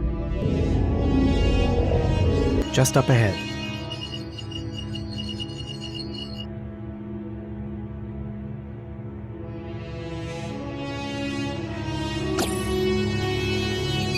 I was beginning to think you were losing your touch. Hello, Captain. Gaius. It seems we're all together again. Dracus, I presume. Well, what were you expecting? A disembodied brain in an android body? A chrome mask with blades in the cape, perhaps? Ridiculous. And where would you be without lovable, dependable me? You say that as though it's a bad thing. At least my word still counts for something. You give your word to those who fail to appreciate its value. No matter. You've chosen to side with them, so shall you die with them. Well, you're right about one thing. Today is a good day to die. Jennifer, don't!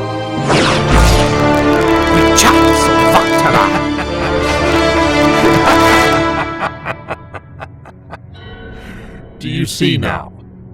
I wasn't about to let you interfere. Not now. Not when I'm this close to winning. I've won, and you've lost. You all have. No more games, no more riddles, no more curtains. 1 and 2, just plain curtains.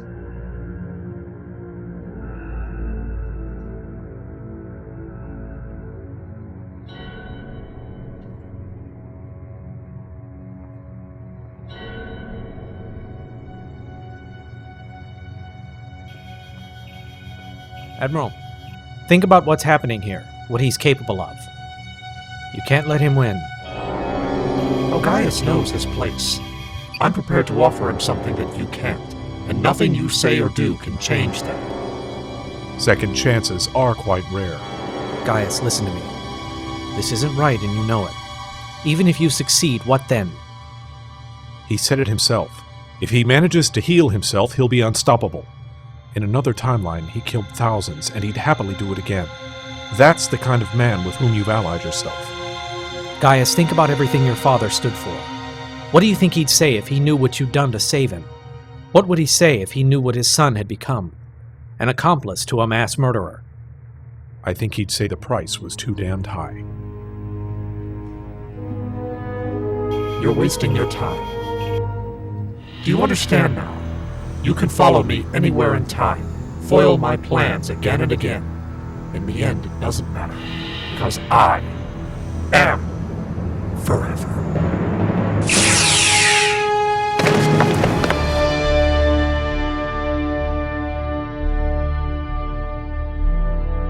I guess forever just isn't what it used to be.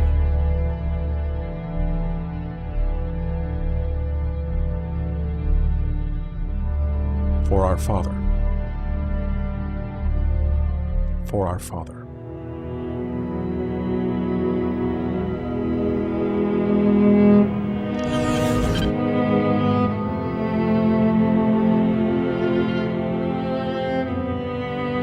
Is it over? It's over. It's finally over. You did good, guys. You did good. I don't know how it happened. From the moment I agreed to help him, I knew I had to find a way to stop him. Then I helped him that first time, and again, and again, and again after that. And before I knew it... It doesn't matter now. Whatever happened, whatever you might have done, you've earned redemption. Now Dracus can never hurt anyone again, and it's all thanks to you. I hate to break this up, but we should really get the hell out of here. This whole ship is going to blow any minute. Agreed. At your leisure, Captain... Oh!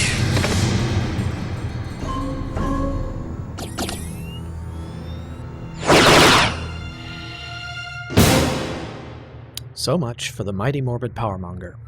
3 strikes. You're out. It is regrettable. But in our time, he'd have been an aberration, and in yours, a fugitive. Apprentice to Captain Ronston. I'm here, Bradley. Kendra, we have a problem. The Borg attack disabled our propulsion systems. Renee's trying to make repairs, but... How long? At least an hour. Bradley, we don't have that kind of time. Contact Commander Prentice. We have no alternative. Already done, but they're Too far away. They'll never make it in time. We could try decompressing the... shuttle bay. Shuttlecraft. Good thinking. Kendra, get back here fast. We're abandoning ship. Acknowledged. 5 to beam back. Not quite, Captain Ronston.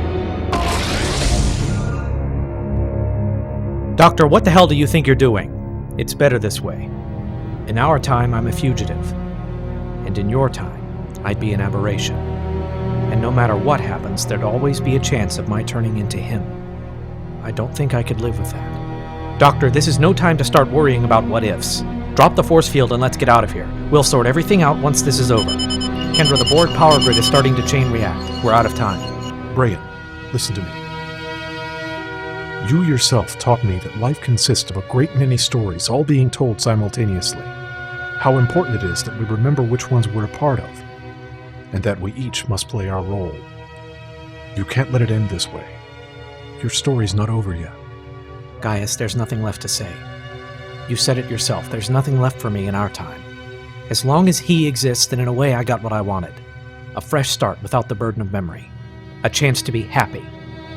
Gaius, I know your father would be proud because I am. Now go! Go! Kendra, if we don't get off this ship right now, we never will.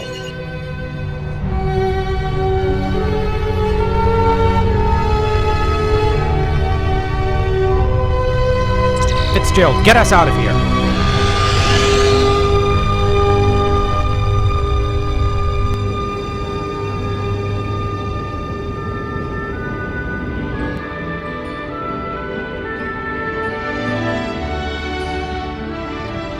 She was a good ship. Yes, she was. But at least now she'll get a proper send-off. I know. I'm setting a rendezvous course for the other Fitzgerald. Engaging full impulse.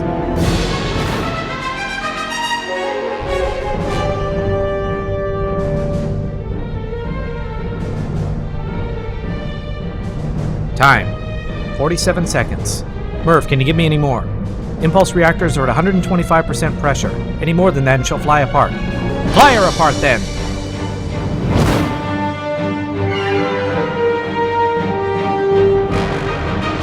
Distance from the Borg ship. 2,000 kilometers. Not far enough.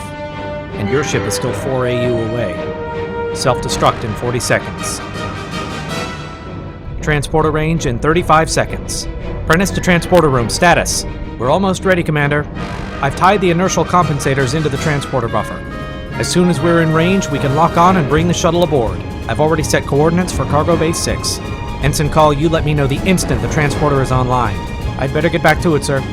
20 seconds. Why do we always have to cut these things so damn close? My Fitzgerald is closing. It's going to be close. Self-destruct in 15 seconds. Transporter range in 10 seconds. 9. 8. Warp drive standing by. There they are. Just a few more seconds.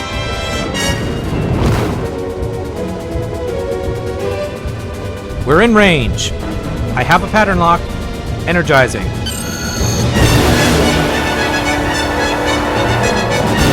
The shuttlecraft is aboard, Commander. Helm, get us out of here.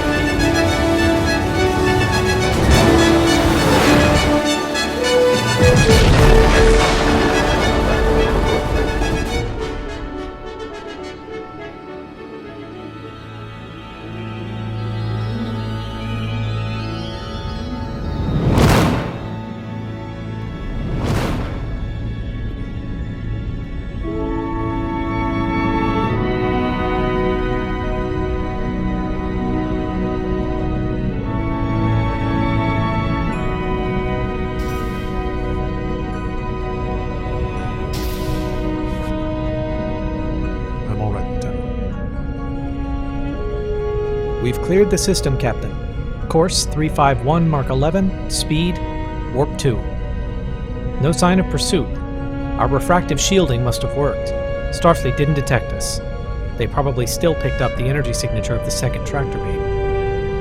But with Dracus dead, the future restored, and the Mark II destroyed, I think we've done all we can here. A perfectly fine sentiment. But with your ship destroyed and the time device with it, we have no way of getting home. Actually, that's not entirely accurate.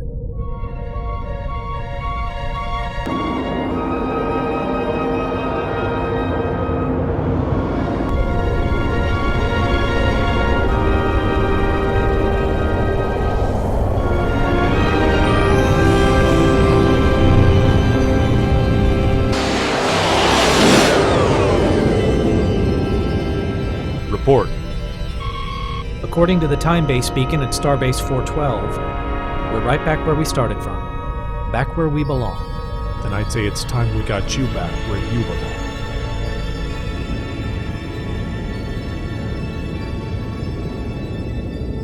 So, this is goodbye. Thank you for everything, sir. I don't know how we would have done it without you. You'd have found a way. This has been one of the most remarkable experiences of my lifetime, and certainly the most enlightening. For all of us. Think of it as an opportunity to take the future into your hands, make changes now, so that some things never happen. Agreed. Just remember, second chances are very rare. I expect all of you to remember that. Good advice. Captain, we're ready. Boronite reactor is patched in and standing by. Thank you, Commander. Captain, thank you again for all your help. Someone helped me when I needed it. I could hardly do any less for you. It's good to see you again, Gaius.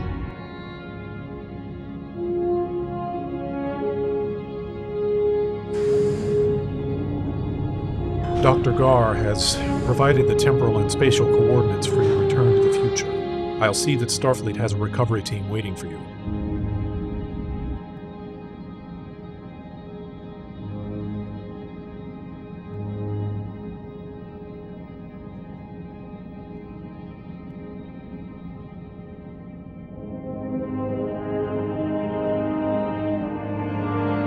A simple thank you would have sufficed. Take care of yourself, sir. I'll do that. Bradley, what did you tell him before? In 2378, when we left to go back to our own ship. I reminded him that each of us will face a challenge that forces us to confront who we are, and that how we meet those challenges is what defines us. Do you think that's what made him follow us back? The captain himself would say that we should never underestimate the power of just a few words, spoken to the right person at the right time. Come on, let's go home.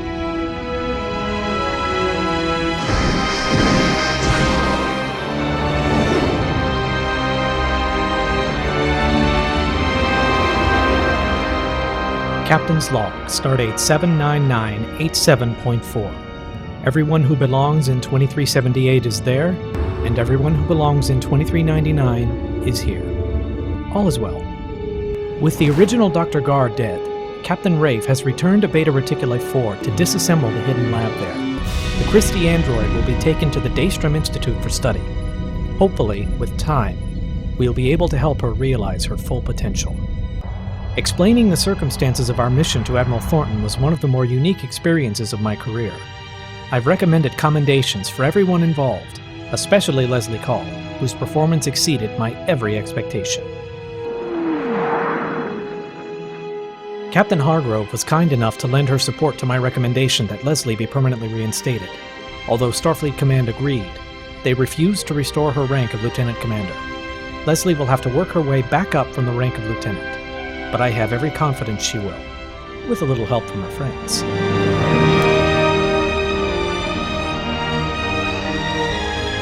As for me, despite the loss of the Fitzgerald, Starfleet has wasted no time in presenting me with my next assignment. It's with some trepidation that I move forward, but I am moving forward.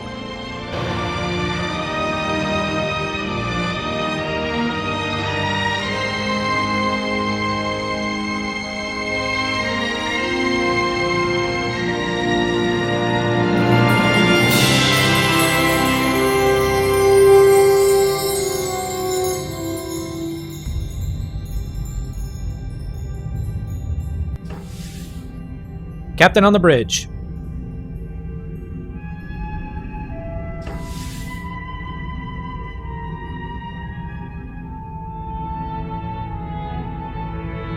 As you were. You knew. I knew. But it wasn't my idea. I don't understand. Maybe you should ask him. Permission to come aboard? Captain! Forgive me, Admiral! Sir, there are no words to express how I feel at this moment. Me too, Kendra. Me too.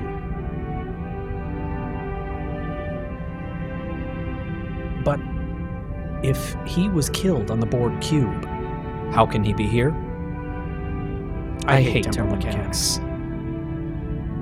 Well, what do you say we make it official? Computer, transfer command codes to Captain Kendra Elizabeth Ronston. Authorization Prentice 248 Juliet Bravo. Command codes transferred. She's all yours. Captain. Well, what are we standing around for? Let's see what this new ship is made of. Stations, everyone. Dock control has cleared us for departure. All decks report ready. Warp and impulse engines are standing by. Helm standing by. There's no time like the present, Kendra. Well said. Leslie, ahead 1/4 impulse. Ahead 1/4 impulse. You know, in all the excitement, I completely forgot. What is it, Bradley? Today's the first day of the new century. January 1st, 2400. Well, that's certainly fitting, isn't it? That it is. And I think the 25th century has good things in store.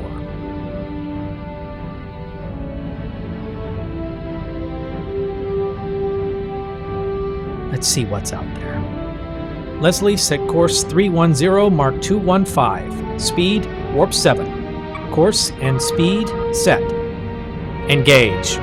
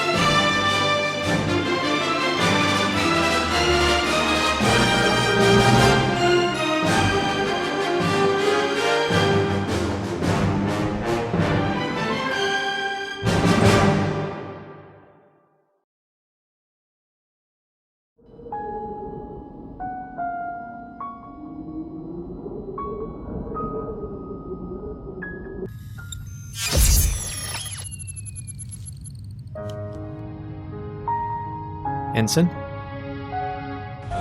Congratulations again. I wouldn't be here if not for you. You supported me when it counted. You should talk to Gaius, too. It's not right the way things ended between you two. Maybe. Someday. You can't stay angry with him forever. You have to learn to forgive.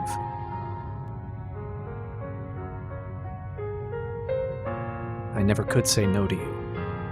If you'll help me, then I'll try. I'll be there every step of the way. I love you. I love you too. Don't ever change.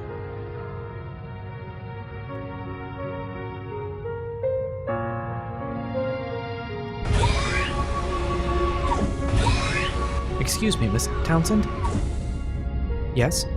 Well, this is going to sound odd, but we've had this message in our databanks for the last 8 months. It was marked for your eyes only and had instructions to be delivered to you today, right here. Where did it come from? We don't know. All right. Thank you.